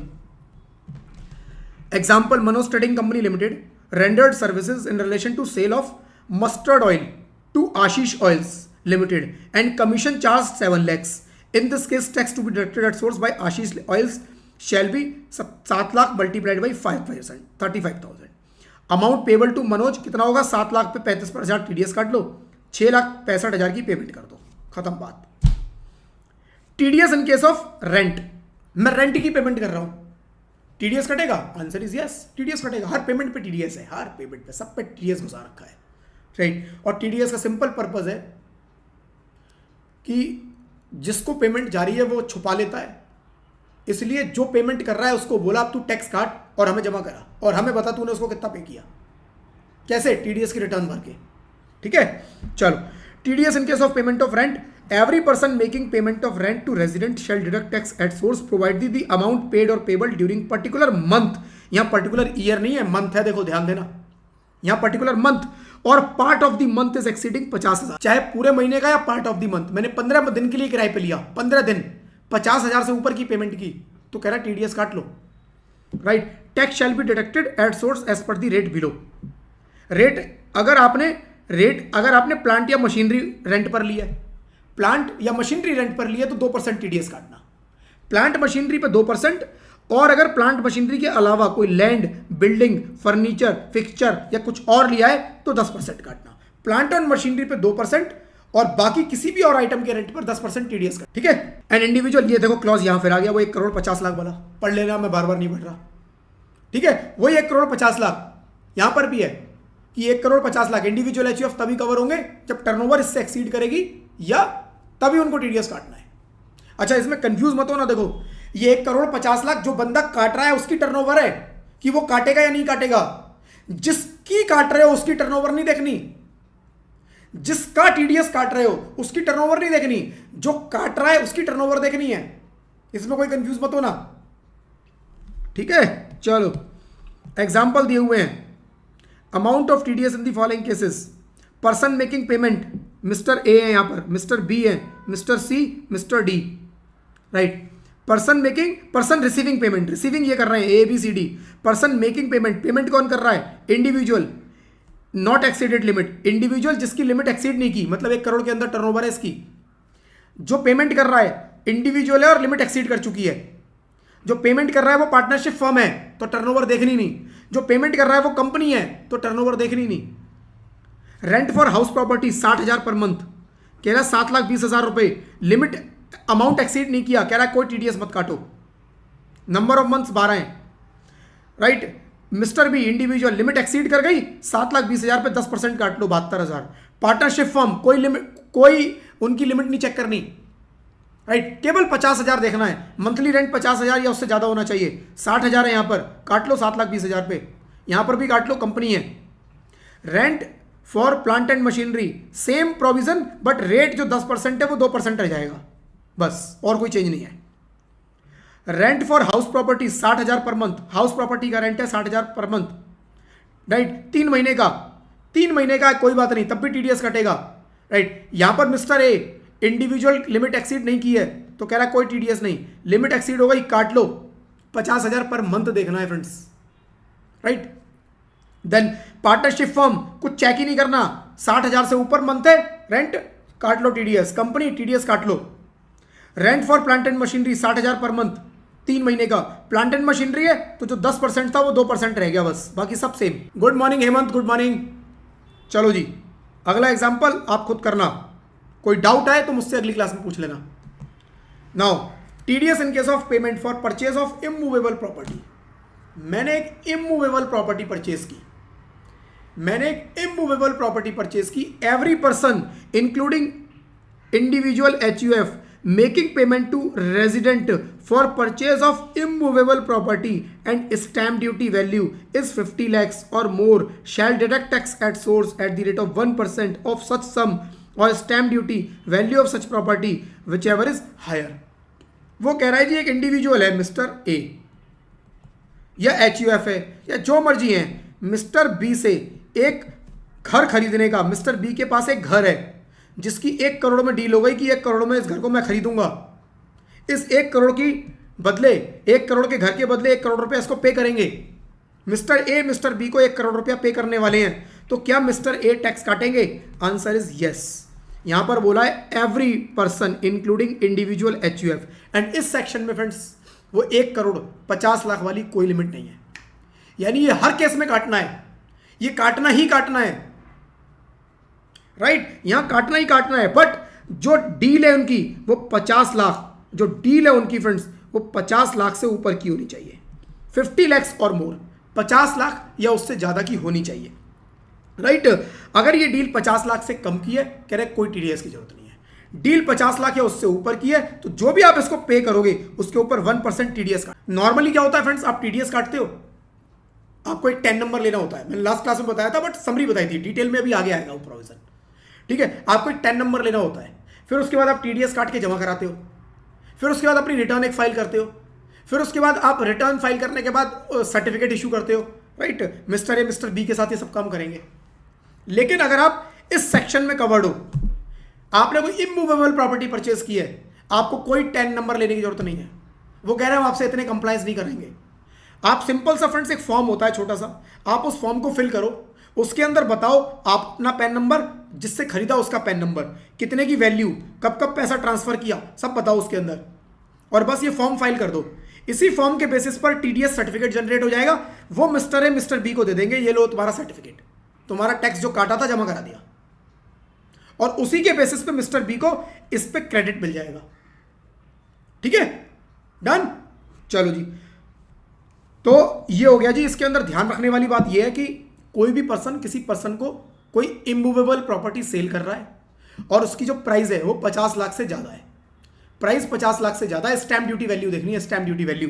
स्टैंप ड्यूटी वैल्यू मतलब देखो जी, मिस्टर ए ने मिस्टर बी से डील किया कि मैं तुम्हारा ये प्लॉट 1 करोड़ नहीं 45 लाख में खरीदूंगा, 45 लाख में खरीदूंगा। स्टैंप ड्यूटी वैल्यू उस प्लॉट की 55 लाख थी, 55 लाख थी। तो गवर्नमेंट कह रही है भाई सस्ते में क्यों बेच रहे हो, वो कह रहा है मेरी मर्जी बेच रहा हूं।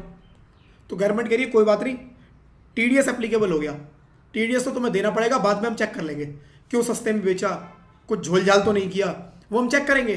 फिर जब आप ITR फाइल करोगे उसमें हो सकता है आपके पास क्वेश्चन आ जाए, एक फरमान आ जाए कि जी अब आप बताओ स्टैंप ड्यूटी वैल्यू तो इतनी थी, बेच दिया 45 लाख में, क्यों बेचा, क्या डिटेल थी, हो सकता है उसको चेक करें, ना भी करें, जरूरी नहीं है। लेकिन जो आपको याद रखना है, वो याद रखने वाली बात यह है कि 55 लाख मतलब जो वैल्यू देखनी है वो स्टैंप ड्यूटी वैल्यू देखनी है। तो जनरली क्वेश्चन के अंदर जो भी क्वेश्चन के अंदर एक सिंगल वैल्यू दी होगी, लेकिन अगर 2 वैल्यू आ जाए कि स्टैंप ड्यूटी वैल्यू ये और दूसरी वैल्यू ये, राइट, तो उस केस में जो दोनों में ज्यादा हो वो पकड़ लेना। स्टैंप ड्यूटी वैल्यू, राइट, यहां लिखा हुआ है देखो, stamp duty value is 50 lakhs और मोर, मतलब इन एनी केस आपका जो एक्चुअल प्राइस है वो स्टैंप ड्यूटी वैल्यू से कम नहीं होगा। इन एनी केस जो आपका एक्चुअल प्राइस है स्टैंप ड्यूटी वैल्यू से कम नहीं होगा। अगर कम हुआ तो हम स्टैंप ड्यूटी वैल्यू को कंसीडर करेंगे। यहीं पर 45 लाख की जगह डील होती 60 लाख की, तो वो कह रहे हैं फिर ठीक है 60 लाख पर काट लो, फिर 55 को भूल जाओ, 50 को भूल जाओ, ठीक है। चलो जी, आगे इसमें क्या लिखा हुआ है, consideration for immovable property shall include all charges of nature of club membership, car parking, electricity, water facility, maintenance, advance fee और एनी अदर चार्जेस और similar nature, right, which are incidental to the transfer of immovable property. कह रहा है जी देखो एक deal हुई ए और B की, बी एक बहुत बड़ा बिल्डर है, बी एक बहुत बड़ा बिल्डर है, उसने बहुत सारे लोगों के साथ डील की, इसमें एक मिस्टर ए थे। मिस्टर ए को बोला जी देखो मैं एक आपको घर बेचूंगा, उस घर को मैं आपको 45 लाख रुपए में दूंगा, इसके अंदर फिर मैं आपको देखो इलेक्ट्रिसिटी की फिटिंग करा के दूंगा, उसके 5 लाख रुपए, फिर देखो आपको मैं क्लब की मेंबरशिप भी दे रहा हूं, उसके 5 लाख रुपए, फिर मैं आपको ये चीज दे रहा हूं, वो फैसिलिटी दे रहा हूं, ये सारा मिला के इस घर की कीमत आपको पड़ेगी 65 लाख रुपए। क्वेश्चन आता है क्या वैल्यू 45 लाख कंसीडर करें या 65 लाख? तो वो कह रहा है कि देखो इस घर को बेचने के लिए जितने भी चार्जेस है, इनके बिना ये घर बिकेगा नहीं। मतलब आपको अगर ये घर खरीदना है तो ये लेनी ही पड़ेगी, ये मैंडेटरी सर्विस है। तो कह रहा है इन सबको इंक्लूड कर लो और जो वैल्यू आएगी 65 लाख, इसको कंसीडर करना है और ये देखना है क्या 50 लाख से ऊपर है। अगर ये 50 लाख या उससे ऊपर है तो आपको 1% टीडीएस काटना है, राइट। तो ये है friend, no tax shall be deducted at source in case of payment for purchase of agricultural land. Agricultural land purchase की है तो उसके ऊपर कोई टीडीएस नहीं है, which is situated in rural area. कह रहा रूरल एरिया में अगर है, अर्बन एरिया में है तो काटना पड़ेगा, लेकिन अगर रूरल एरिया में है और आप कोई एग्रीकल्चरल लैंड परचेज कर रहे हो तो कोई टीडीएस की जरूरत नहीं है। पता है क्यों? कैपिटल गेन के चैप्टर में, और ये चीज मैंने बोली भी थी एक बार, कैपिटल गेन के चैप्टर में आप देखोगे रूरल एग्रीकल्चरल लैंड के ऊपर कोई कैपिटल गेन टैक्स है ही नहीं, एग्जेम्प्टेड है वो एग्जेम्प्टेड है। वो कह रहे हैं जब लैंड एग्जेम्प्टेड है, उस पर कोई इनकम आएगी वही एग्जेम्प्टेड है, तो फिर टीडीएस कटवा के करे क्या? कटवाना ही नहीं, टीडीएस साइड करो, ठीक है। The person deducting tax at source shall not be required to obtain tax deduction account number as per section 203A। ये आगे आएगा अभी कि किस किस को 10 नंबर लेना है, 10 नंबर लेना कब हो, राइट, कैसे अप्लाई करना होता है, वो सब आगे आएगा। बट अभी के लिए जो भी person under section 194IA TDS काट रहा है उसको कोई भी 10 नंबर लेने की जरूरत नहीं है। जैसा मैंने बताया एक छोटा सा फॉर्म होता है उनके लिए, बस वो जब भी टैक्स काटेंगे उस फॉर्म को फिल करेंगे, ऑनलाइन फॉर्म फाइल हो जाता है, इसी फॉर्म में सारी डिटेल डलेंगी, इसी फॉर्म के थ्रू टैक्स की पेमेंट भी हो जाएगी साथ साथ, और इसी फॉर्म के थ्रू टीडीएस का सर्टिफिकेट भी जनरेट हो जाएगा जो कि मिस्टर ए मिस्टर बी को दे देंगे कि ये लो जी तुम्हारा टैक्स काटा, इतने का सर्टिफिकेट। तो इनका इजी प्रोसेस है बहुत, इनको रेगुलर कंप्लायंसेस में नहीं फंसाया। देन आता है friends TDS in case of payment of rent by certain individual and HUF under section 194B। एक अभी फ्रेंड्स सेक्शन किया हमने, सेक्शन 194I, सेक्शन 194I, जहां पर क्या बोला कि जी रिपीट करा रहा हूं थोड़ा सा जिससे वो सेक्शन अच्छे से समझ में आएगा। 194I में क्या बोला जी? टीडीएस काटना कब? मंथली अगर आप रेंट जो पे कर रहे हो वो 50,000 से ऊपर का है तो टीडीएस काट लो। कितना? अगर प्लांट एंड मशीनरी है तो 2%, कुछ और रेंट पर लिया है तो 10%। लेकिन यहां पर उन्होंने बोला अगर इंडिविजुअल एचयूएफ टर्नओवर 1 करोड़ से ऊपर या प्रोफेशनल रिसीट 50 लाख से ऊपर है तो कोई टैक्स मत काटो। ये हमने पढ़ा किसमें? 194I। अब आ जाओ 194I के बाद 194IB, TDS in case of payment of rent by certain individual HUF. कौन से इंडिविजुअल एचयूएफ? केवल इंडिविजुअल एचयूएफ, केवल इंडिविजुअल एचयूएफ और कोई नहीं, इसमें और कोई कवर नहीं हो रहा। बाकी सब कहां कवर हो गए? 194I में, क्योंकि 194I में इंडिविजुअल एचयूएफ को बाहर करा गया। कौन से इंडिविजुअल एचयूएफ को बाहर करा गया? जिनकी टर्नओवर 1 करोड़ से कम है, जिनकी रिसीट 50 लाख से कम है, उन इंडिविजुअल एचयूएफ को 194I से बाहर कर दिया, राइट। तो यहां कह रहा है any person being individual HUF family not covered under section 194I। ऐसे इंडिविजुअल एचयूएफ जो 194I में कवर्ड नहीं है वो यहां पर कवर हो जाएंगे। यानी ऐसे इंडिविजुअल एचयूएफ जिनकी टर्नओवर 1 करोड़ के अंदर है, जिनका या फिर जिनकी प्रोफेशनल रिसीट 50 लाख से कम है, जो 194I में कवर नहीं हुए वो यहां पर कवर होंगे, राइट, वो यहां पर कवर होंगे। Responsible for paying to resident any income by way of rent exceeding 50,000 for a month और part of the month during the previous year shall deduct tax at 2%। कह रहा है तुम भी 2% टीडीएस काटो, तुम टीडीएस 2% काटो। वो कह रहा है भाई इतना हैवी रेंट पे कर रहे हो, इतना हैवी रेंट पे कर रहे हो, और जिसको तुम पे करते हो वो बंदा दिखाता नहीं है इनकम। तरीका क्या है पकड़ने का कि भाई तुम काटना पड़ेगा टीडीएस, लेकिन इनको थोड़ा आसान बनाया प्रोसेस, इनका प्रोसेस आसान है। बाकी सब में क्या है? 10 नंबर लो, मंथली टैक्स जमा कराओ, क्वार्टरली रिटर्न फाइल करो, फिर टीडीएस के सर्टिफिकेट जनरेट करो। उनका प्रोसेस बहुत लेंदी है। जो 194I में फंस गया उसका नॉर्मल प्रोसेस है, लेकिन इनका प्रोसेस इजी है। इनको एक तो बोला जी 2% टीडीएस काटो, दूसरा क्या बोला? Tax shall be deducted at the time of making payment of rent for the last of the previous year on the last month of the tenancy whichever is earlier. क्या कह रहा है? देखो वो कह रहा है जी कि यहां पर कह रहा है जी देखो मिस्टर ए और ये mister B, right. Mister A ने रेंट पे करना है मिस्टर बी को, मिस्टर बी का घर किराए पे लिया हुआ है, रेंट पे करना है कितना? 60,000, मिस्टर ए मिस्टर बी को 60,000 रुपये रेंट पे करेंगे अपने रहने के लिए, रहने के लिए। टर्नओवर 1 करोड़ के काम है, टर्नओवर 1 करोड़ से ज़्यादा होती या फिर प्रोफेशनल रिसीट 50 लाख की ज़्यादा होती तो उस केस में 194I में इस पर 10% टीडीएस काटते, लेकिन 194I का केस नहीं है।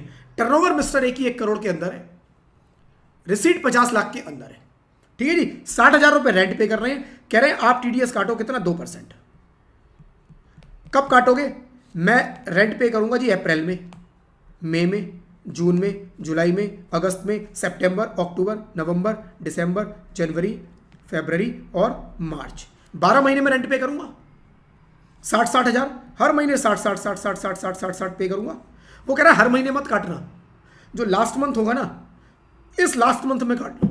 मैंने पूरे 12 महीने का कितना रेंट बनता है जी, 60K multiplied by 12, 60K multiplied by 12, 7,20,000। कह रहे 7,20,000 पे यहां पर एक साथ 2% काट लो। कितना हुआ जी 7,20,000 का 2%, 14,400। कह रहा है जो लास्ट मंथ की पेमेंट करोगे ना 60,000 रुपये, ये लास्ट मंथ की पेमेंट होगी 60,000, कौन सी, मार्च की। इसमें से इकट्ठा 14,400 काट लेना और बैलेंस इसको पे कर देना मार्च में। कह रहा हर महीने मत काटो, हर महीने मत काटो। और इनके लिए भी वो एक सिंगल फॉर्म है, छोटा सा एक फॉर्म है, बस वो फॉर्म में एक बार हमें डिटेल दे दो कि किसका काटा, कितना काटा, बस वहीं से टैक्स जमा हो जाएगा 14,400 और वहीं से वो चालान भी जनरेट हो जाएगा, सब काम एक ही जगह। तो इनके लिए प्रोसेस आसान, इनको कोई हर महीने टीडीएस नहीं काटना, हर महीने जमा नहीं कराना, कोई 10 नंबर नहीं लेना, कोई 3-3 महीने में रिटर्न फाइल नहीं करनी, कोई 15 दिन बाद चालान जनरेट नहीं करने, कुछ नहीं करना इनको, क्योंकि भाई इंडिविजुअल है, ये बेचारा गरीब आदमी है, इसे प्रोसेस का पता नहीं, इस और कॉम्प्लिकेशन में फंसा दो, ये काटेगा ही नहीं, कहेगा मैं काटता ही नहीं। बोलो क्या करोगे? ये खुद कहेगा लैंडलॉर्ड को, कहेगा लैंडलॉर्ड को जी देखो 49,000 रुपये बैंक से पेमेंट करूंगा, 11,000 रुपये की कैश में पेमेंट करूंगा, दिखानी नहीं, कहेगा यार इतने पचड़े डाल दिए मेरे ऊपर। तो प्रोसेस को जब तक आसान नहीं बनाएंगे तब तक लोग उसको फॉलो नहीं करेंगे।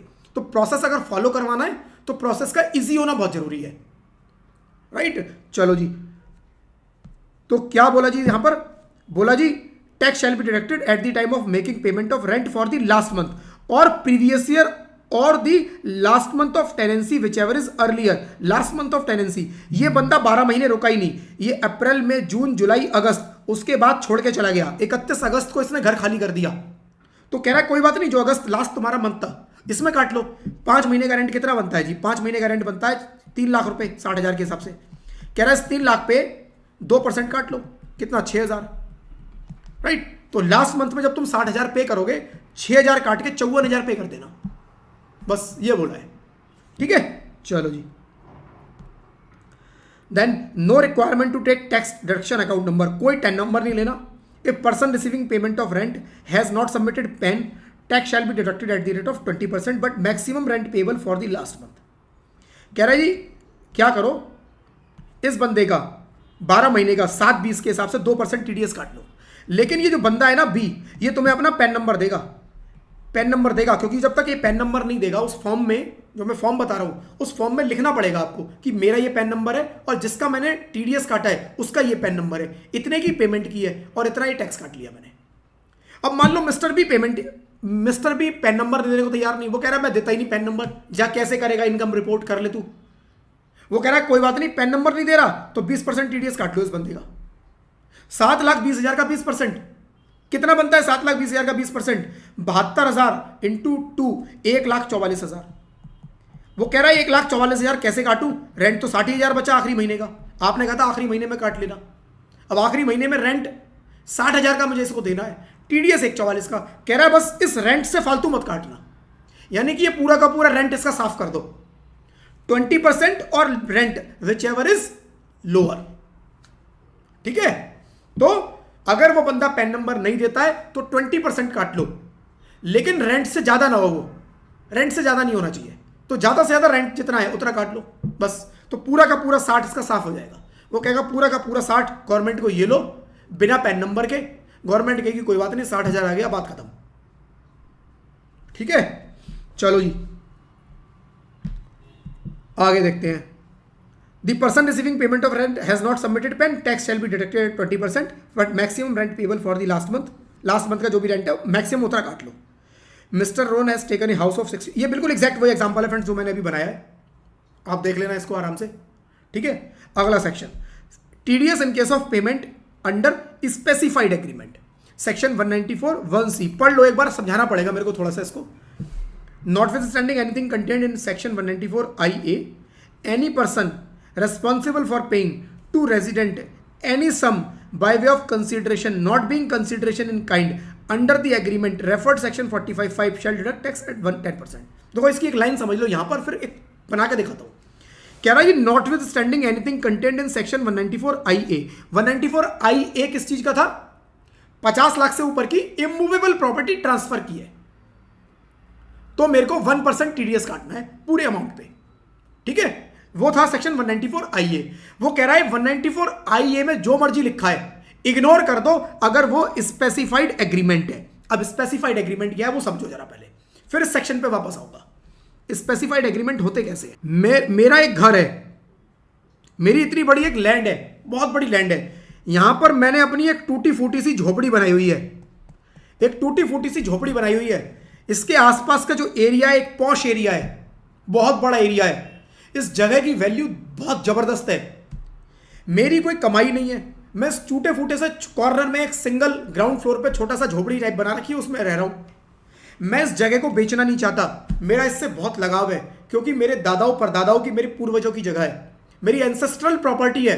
मैं इसको बेचना नहीं चाहता फ्रेंड्स, मैं इसको बेचना नहीं चाहता और मेरे पास पैसे नहीं है कि मैं इस घर को बना लूं। और ये प्राइम लोकेशन है, इस लैंड की वैल्यू बहुत ज्यादा है। एक बिल्डर यहां से गुजरता है एक दिन, बिल्डर ने देखा यार इस लैंड को तो इसने खराब कर रखा है, इतनी जबरदस्त जगह के ऊपर ये एक छोटी सी झोपड़ी बना के बैठा है। ये इसके पास गया, कहता है जी भाई साहब, ये थे मिस्टर ए, ये मिस्टर ए, ये एक बिल्डर था। मिस्टर बी बिल्डर ए के पास पहुंचा, कहता है भाई साहब आपने तो इस जगह की बिल्कुल बेकदरी कर रखी है, इतनी शानदार आपकी जगह, इतनी महंगा है, इसकी बनाते क्यों नहीं? वो कहता है भाई साहब पैसे ही नहीं है, बनाऊं कहां से? वो कहता है कोई बात नहीं, मेरे पास आपकी प्रॉब्लम का सॉल्यूशन है। उसने कहा एक काम करो, ये आप जगह मुझे दे दो। उसने कहा मैं बेचूंगा नहीं। कह रहा बेचनी नहीं है, आप मुझे दो, मैं क्या करूंगा, मैं इसके ऊपर 5 मंजिला एक घर बनाऊंगा, मैं इसके ऊपर 5 मंजिला एक घर बनाऊंगा, ground floor plus first second third floor, 4 floor ऊपर, ग्राउंड प्लस 4, 5 फ्लोर की एक बिल्डिंग इस पर खड़ी करूंगा, राइट। पैसा मैं लगाऊंगा। मिस्टर बी कह रहा है पैसा मेरा, बनाने का सारा खर्चा मेरा, बनाने का सारा खर्चा मेरा। जो 5 फ्लोर की ये बिल्डिंग बनेगी, 1 2 3 4 और एक 5, 1 2 3 4 और 5, इनमें से नीचे के 3 आपके। भाई आपको जमीन चाहिए ना, इस जमीन से आपका लगाव है ना, ग्राउंड फ्लोर आपका है, जमीन आपकी, उसके ऊपर के 2 फ्लोर भी आपके। शानदार बढ़िया फ्लैट बनेंगे यहां पर 4 BHK, रेंटल आएगा आपका यहां से 1 लाख रुपए इससे, 1 लाख रुपए इससे, इसमें मजे से आप रहना शानदार घर में, 2 लाख रुपए की आपकी इनकम भी बन जाएगी। ये 2 ऊपर के फ्लोर बस मुझे दे देना, क्योंकि इस बिल्डर को पता है इस 2 फ्लोर को बनने के बाद जो कीमत आएगी वो इस पूरी बिल्डिंग को बनाने की कीमत से कहीं ज्यादा होगी। बिल्डर को पता है मैं कमाऊंगा। बंदे को बात जम गई, बंदे को बात जम गई, कहता है ठीक है ले लो। पता है आपको ऐसे कॉन्ट्रैक्ट बहुत होते हैं, बहुत होते हैं, जिसके पास लैंड पड़ी है लेकिन बनाने के लिए पैसा नहीं है, बनाने का टाइम नहीं है। वो कहता है ना पैसा ना टाइम, तो वो बिल्डर को दे देते हैं। वो कहते हैं जी आप बनाओ, उनकी डील हो जाती है जी, 3 फ्लोर बनेंगे, 2 तुम्हारे 1 मेरा, 5 बनेंगे, 3 तुम्हारे 1 मेरा, या बहुत महंगे हैं तो 4 मेरे जिसकी जगह है और 1 बिल्डर को मिलता है। ऐसी डील होती है, राइट। तो ये क्या है friends, specified agreement, this is called specified agreement. तो जब भी फ्रेंड्स आगे जाके मैं स्पेसिफाइड एग्रीमेंट की बात करूं, कैपिटल गेन में मैं दोबारा बात करूंगा इसके बारे में, स्पेसिफाइड एग्रीमेंट, तो समझ जाना कि इस तरह का एग्रीमेंट है जहां पर जगह किसी और की है, बिल्डर उसके ऊपर घर बना रहा है और बिल्डर को उसमें से कुछ मिल जाएगा, 1 फ्लैट मिल जाएगा, 2 फ्लैट मिल जाएंगे, जो भी एग्रीमेंट हुआ होगा, right. This is specified agreement. अब मिस्टर ए क्या कहते हैं, मिस्टर ए कहते हैं भाई 2 फ्लोर तुम रख लो ठीक है, लेकिन जो तुम 3 फ्लोर मुझे दे रहे हो ना, इसकी वैल्यू लैंड से बहुत कम है, तुम मुझे कम दे रहे हो। मेरे उसने हिसाब निकलवाया, भाई ये भी बंदा, नॉलेज तो इसको भी थी मिस्टर ए को कि मेरी जगह की कितनी कीमत है और यहां पर जब फ्लैट बनेगा तो कितना महंगा होगा। तो कह रहा है जो तुम 3 मेरे को दे रहे हो या 2 तुम जो रख रहे हो, तुम्हारा तो बहुत ज्यादा फायदा होने वाला है, मेरा बहुत नुकसान हो जाएगा। बिल्डर कहता है कोई बात नहीं, परेशान मत हो, साथ में मैं 50 लाख रुपए तुम्हें और दूंगा, लेकिन मुझे 2 ही फ्लोर चाहिए। मैं तुम्हें 50 लाख और दूंगा, 3 फ्लोर तुम्हारे, 50 लाख भी तुम्हारा राइट। तो इस बंदे को बात जम गई, इसने डील कर ली, घर बन गया, इसे ये 50 लाख रुपया इसे ये 50 लाख मिल गया। सिचुएशन क्लियर है। तो फ्रेंड्स अभी जो इस सेक्शन में मैं बात कर रहा हूं ना, वो इस 50 लाख रुपए की बात कर रहा हूं कि स्पेसिफाइड एग्रीमेंट हुआ है और वहां पर कुछ पैसा मिलता है। मैं इन 3 फ्लैट की बात नहीं कर रहा, इन 3 फ्लैट की बात नहीं हो रही, क्योंकि इन 3 फ्लैट पे कोई टीडीएस नहीं कटेगा। टीडीएस कटेगा जो 50 लाख कैश मिला, रोकड़ा मिला, चाहे बैंक में मिला, इस पर टीडीएस कटेगा। तो यहां फ्रेंड्स जो सेक्शन बात कर रहा है, ये सेक्शन इस 50 लाख रुपए की बात कर रहा है। आई होप ये पॉइंट क्लियर होगा, सिचुएशन क्लियर होगी बिल्कुल कि स्पेसिफाइड एग्रीमेंट कौन से होते हैं, इस स्पेसिफाइड एग्रीमेंट में पैसा आएगा कैसे, ये होगा। ठीक है। अब anything content in section 194IA। 194IA क्या होता है? इमूवेबल प्रॉपर्टी ट्रांसफर करने का एग्रीमेंट। कह रहा है जो 194IA में लगा है, लिखा है, वो यहां अप्लाई नहीं होगा। अगर स्पेसिफाइड एग्रीमेंट है तो 194IA अप्लाई नहीं होगा। यानी वो 1% 50 लाख के ऊपर यहां नहीं देखना, यहां नहीं देखना। Any person responsible for paying to a resident, कह रहा है रेजिडेंट पे अप्लाई होगा। Any sum by way of consideration, not being consideration in kind, not being consideration in kind, जो 3 फ्लैट मिले, कह रहा है वो नहीं देखने हैं। Not being consideration in kind, kind वाले नहीं देखने, right. Under the agreement refer to section 45(5)(a shall deduct tax at the rate of 10%। Refer to section 45(5)(a। Section 45 friends है कैपिटल गेन का, कैपिटल गेन का है 45। तो वहां पर स्पेसिफाइड एग्रीमेंट में कैपिटल गेन की कैलकुलेशन कैसे होगी वो बताया गया है, तो वो बात करेंगे उसमें, राइट। तो 45(5)(a) में जो स्पेसिफाइड एग्रीमेंट है, उस तरह का कोई ट्रांजैक्शन होता है और उसमें आपको कुछ पैसा मिलता है, उस पैसे पे वो बिल्डर क्या करेगा, 10% टीडीएस काट के पे करेगा। बस ये लिखा हुआ है। तो इस केस में फ्रेंड्स हमारे क्या होगा, मिस्टर बी बिल्डर जो है, जो इस 50 लाख की पेमेंट मिस्टर ए को करेंगे, उस पर 10% टीडीएस काट लेंगे, राइट। तो 5 लाख रुपए टीडीएस कटेगा और 45 लाख रुपए की पेमेंट हो जाएगी। ठीक है। तो ये है फ्रेंड्स। चलो जी, देन फ्रेंड्स 194J हमने लास्ट क्लास में कर लिया था, पहले ही मैंने करवा दिया था आप लोगों को, क्योंकि 194J राइट मेरे को पहले करवाना पड़ा, कुछ करेक्शन था। आप लोग इसको पढ़ लेना, अगर आपने नहीं पढ़ा एक बार देख लेना। ठीक है। चलो जी 194J हो गया। अब एक बार आगे देख लेता हूँ मैं, कुछ आज करवाऊंगा या छुट्टी। हाँ चलो 1 मिनट देना फ्रेंड्स। हाँ टाइम है, अभी कर लेते हैं थोड़ा, क्योंकि वरना हाँ कर लेते हैं, अभी कर लेते हैं। छोटे छोटे सेक्शन है, छोटे छोटे कुछ सेक्शन कर लेते हैं, बड़ा कुछ नहीं करेंगे आज। अब बड़ा नहीं करेंगे कुछ भी। TDS in case of income on units of mutual fund, section 194K।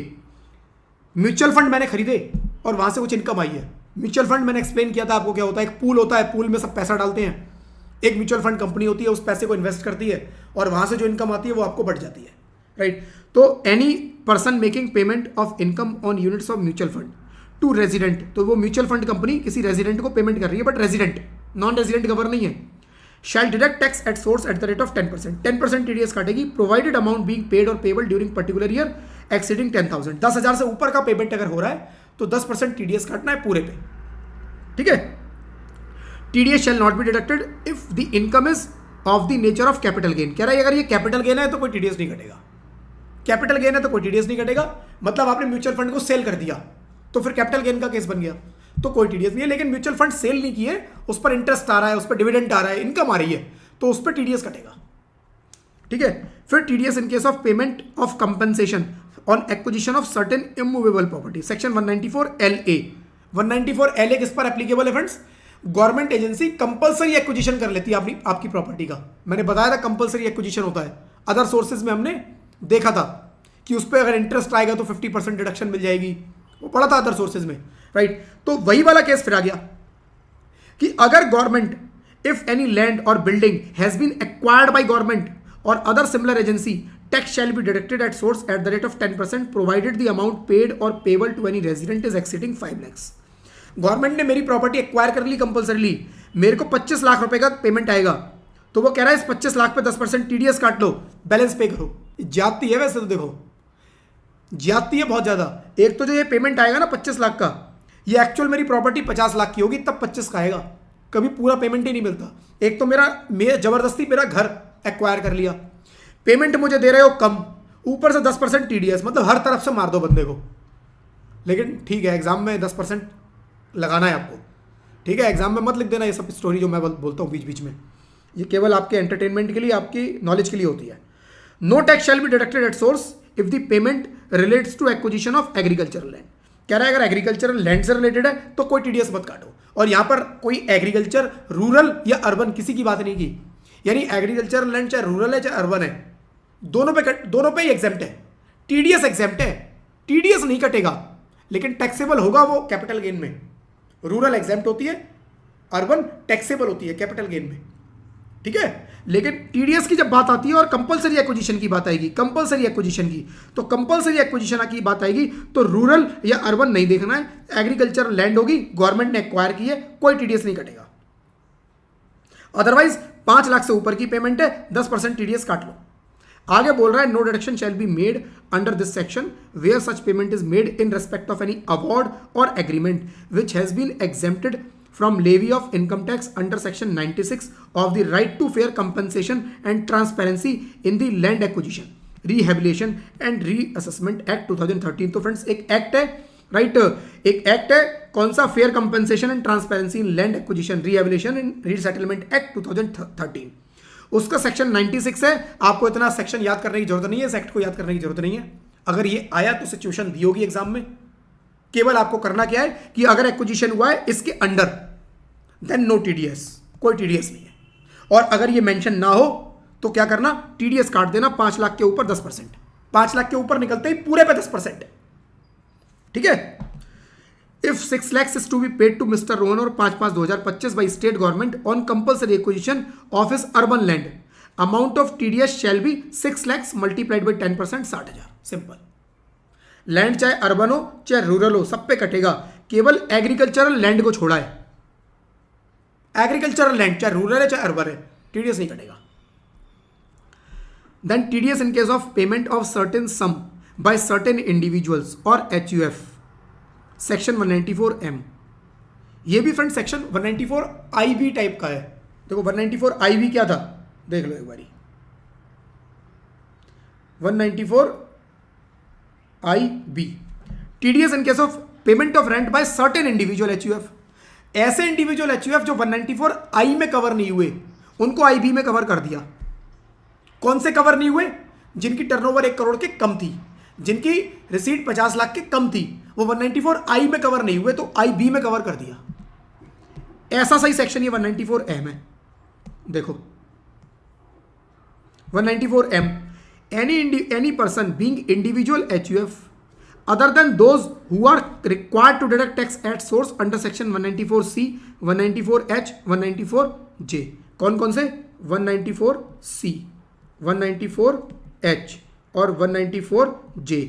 C कौन सा था, कॉन्ट्रैक्टर का। 194H कौन सा था, कमीशन और ब्रोकरेज का। 194J कौन सा था, प्रोफेशनल फीस, राइट। ये 3 सेक्शन थे। इन तीनों ही सेक्शन में एक बात लिखी थी कॉमन, इन तीनों सेक्शन में एक बात कॉमन लिखी है फ्रेंड्स, जाके पढ़ना, कि अगर टर्नओवर 1 करोड़ से कम है या रिसीट 50 लाख से कम है, प्रोफेशनल रिसीट 50 लाख से कम है, तो ये अप्लाई नहीं होगा किस पे, इंडिविजुअल और एचयूएफ पे। ये भी अप्लाई नहीं होगा, ये भी अप्लाई नहीं होगा। एचयूएफ इंडिविजुअल की टर्नओवर 1 करोड़ से कम, रिसीट 50 लाख से कम, ना ही 194C अप्लाई हो रहा है, ना ही 194H अप्लाई हो रहा है, ना ही 194J अप्लाई हो रहा है। तो ऐसे इंडिविजुअल और एचयूएफ जिन पर ये तीनों अप्लाई नहीं हो रहे, 194M अप्लाई हो जाएगा। यानी अगर मैं मोटा मोटा बोलूं 194M किस पे अप्लाई होगा, तो 194M ऐसे इंडिविजुअल और एचयूएफ पे अप्लाई होगा जिनकी टर्नओवर 1 करोड़ से कम है या रिसीट 50 लाख से कम है, बस, ठीक है। तो any person being individual HUF other than those who are required to deduct tax at source under section 194C, H, J responsible for paying any sum to any resident under section, to any resident को payment कर रहे हैं, non resident को नहीं, under the contract और by way of fee of professional और commission, यानी contract की कोई पेमेंट कर रहे हैं 194H टाइप की, मतलब पेमेंट जो कर रहे हैं वो इन तीनों में से किसी नेचर की है, या तो वो कॉन्ट्रैक्टर की पेमेंट है, या वो कमीशन या ब्रोकरेज है, या वो प्रोफेशनल फीस है, लेकिन लिमिट कम थी, अमाउंट कम था, इसलिए यहां कवर नहीं हुए। तो वो 194 कह रहा है कि यहां आ जाओ अब तुम इन तीनों में से कोई टाइप की पेमेंट कर रहे हो बट वहां नहीं आ पाए, यहां आ जाओ। कितनी कर रहे हो जी, कह रहा है टैक्स काटोगे 2% काट लो, right, of such income tax, but tax shall be deducted only when amount paid और पेबल इज एक्सीडिंग 50 lakhs। कह रहा है पूरे साल में 50 लाख से अगर ऊपर की पेमेंट करी है तो 2% टीडीएस काट लो। सिंपल टारगेट क्या है फ्रेंड्स? सिंपल टारगेट ये है कि आपकी टर्नओवर 1 करोड़ से कम की है, आपकी टर्नओवर, आपकी रिसीट 50 लाख से कम की है। इसका मतलब आप छोटे मोटे इंसान हो, कोई आपका छोटा मोटा कुछ धंधा है और आप पूरे साल में 50 लाख रुपए की कॉन्ट्रैक्टर को पेमेंट कर रहे हो कुछ काम करवाने के लिए, आप कमीशन की पेमेंट कर रहे हो 50 लाख की, आप प्रोफेशनल फीस की पेमेंट कर रहे हो 50 लाख की, तो गवर्नमेंट चेक करना चाहती है कि भाई साहब टर्नओवर इतनी कम है तो इतनी मोटी मोटी पेमेंट किस चीज़ की हो रही है, वो हमें थोड़ा एक्सप्लेन करो। उसका तरीका क्या है? टीडीएस लगा दो, अपने आप टीडीएस कटेगा, रिटर्न में रिपोर्ट होगा। अब गवर्नमेंट को सवाल पूछना होगा, आ जाएगा आपके पास एक नोटिस कि अब जवाब दो आप इसका, राइट। तो फ्रेंड्स सिंपल, ऐसे लोग जो इन 3 सेक्शन में कवर नहीं हो पाए बट टर्नओवर उनकी 50, बट पेमेंट जो कर रहे हैं वो 50 लाख से ऊपर की कर रहे हैं पूरे साल में टोटल, तो वो कह रहे हैं आपको टीडीएस काटना है in aggregate. The person deducting tax at source shall be exempt from obtaining tax deduction account number. इनके ऊपर भी सेम 10 नंबर नहीं लगेगा। तो जहां पर भी फ्रेंड्स इस तरह के केस है जहां टर्नओवर 1 करोड़ के कम है या 50 लाख के नीचे रिसीट है, वहां हर जगह आप देखोगे अगर उनके ऊपर कोई स्पेशल सेक्शन है जैसे 194M, जैसे 194IB, वहां पर 10 नंबर एग्जेम्प्ट कर दिया है। 10 नंबर केवल नॉर्मल वाले के ऊपर एप्लीकेबल है क्योंकि उसमें कंप्लायंसेस बहुत ज्यादा है, तो कंप्लायंसेस बहुत ज्यादा है, वहां नॉर्मल पे एप्लीकेबल है। जनरल बंदे को परेशान नहीं करना है, इसलिए जनरल बंदे पे या तो बाहर कर दिया या कुछ स्पेसिफिक सिचुएशन जहां बड़े बड़े ट्रांजैक्शन हो रहे हैं उनको कैप्चर करने के लिए कवर कर दिया, बट कंप्लायंसेस उनके ऊपर कम रखे कि आप 10 नंबर मत लो 10 नंबर। ठीक है जी, चलो ये फ्रेंड्स आप देख लेना, छोटा सा एग्जांपल है, इसमें कुछ खास ऐसा है नहीं। 194N देखूं आज हो जाएगा, कल ही कर लेते हैं N, कल कर लेंगे, बड़ा है थोड़ा, N में थोड़ा टाइम लगेगा, N थोड़ा टाइम लेगा और O में भी थोड़ा सा समझाऊंगा। मैं वैसा सोच रहा था आज 194N और 194O दोनों करा दूं, बट कोई नहीं, नेक्स्ट क्लास में करेंगे। ठीक है, अब फ्रेंड्स कुछ डाउट है तो पूछ लो, अदरवाइज हमारी आज की क्लास यहीं पर क्लोज होती है। वीडियो अगर क्लासेस पसंद आ रही है तो फ्रेंड्स क्लास को, इस वीडियो को लाइक कर देना, चैनल को सब्सक्राइब कर देना, नोटिफिकेशन बेल पे क्लिक करना, सो दैट फ्यूचर के सारी वीडियोस की नोटिफिकेशन आप लोगों तक सबसे पहले पहुंच पाए। अगर आपके कोई फ्रेंड्स है फ्रेंड्स इन फ्री क्लासेस में इंटरेस्टेड है तो आप उनके साथ भी इस क्लास का लिंक शेयर कर सकते हैं। ठीक है जी, कुछ टीडीएस में मेरे हिसाब से 2 क्लास और लगेंगी, अभी मंडे को खत्म होगा अगली टीडीएस।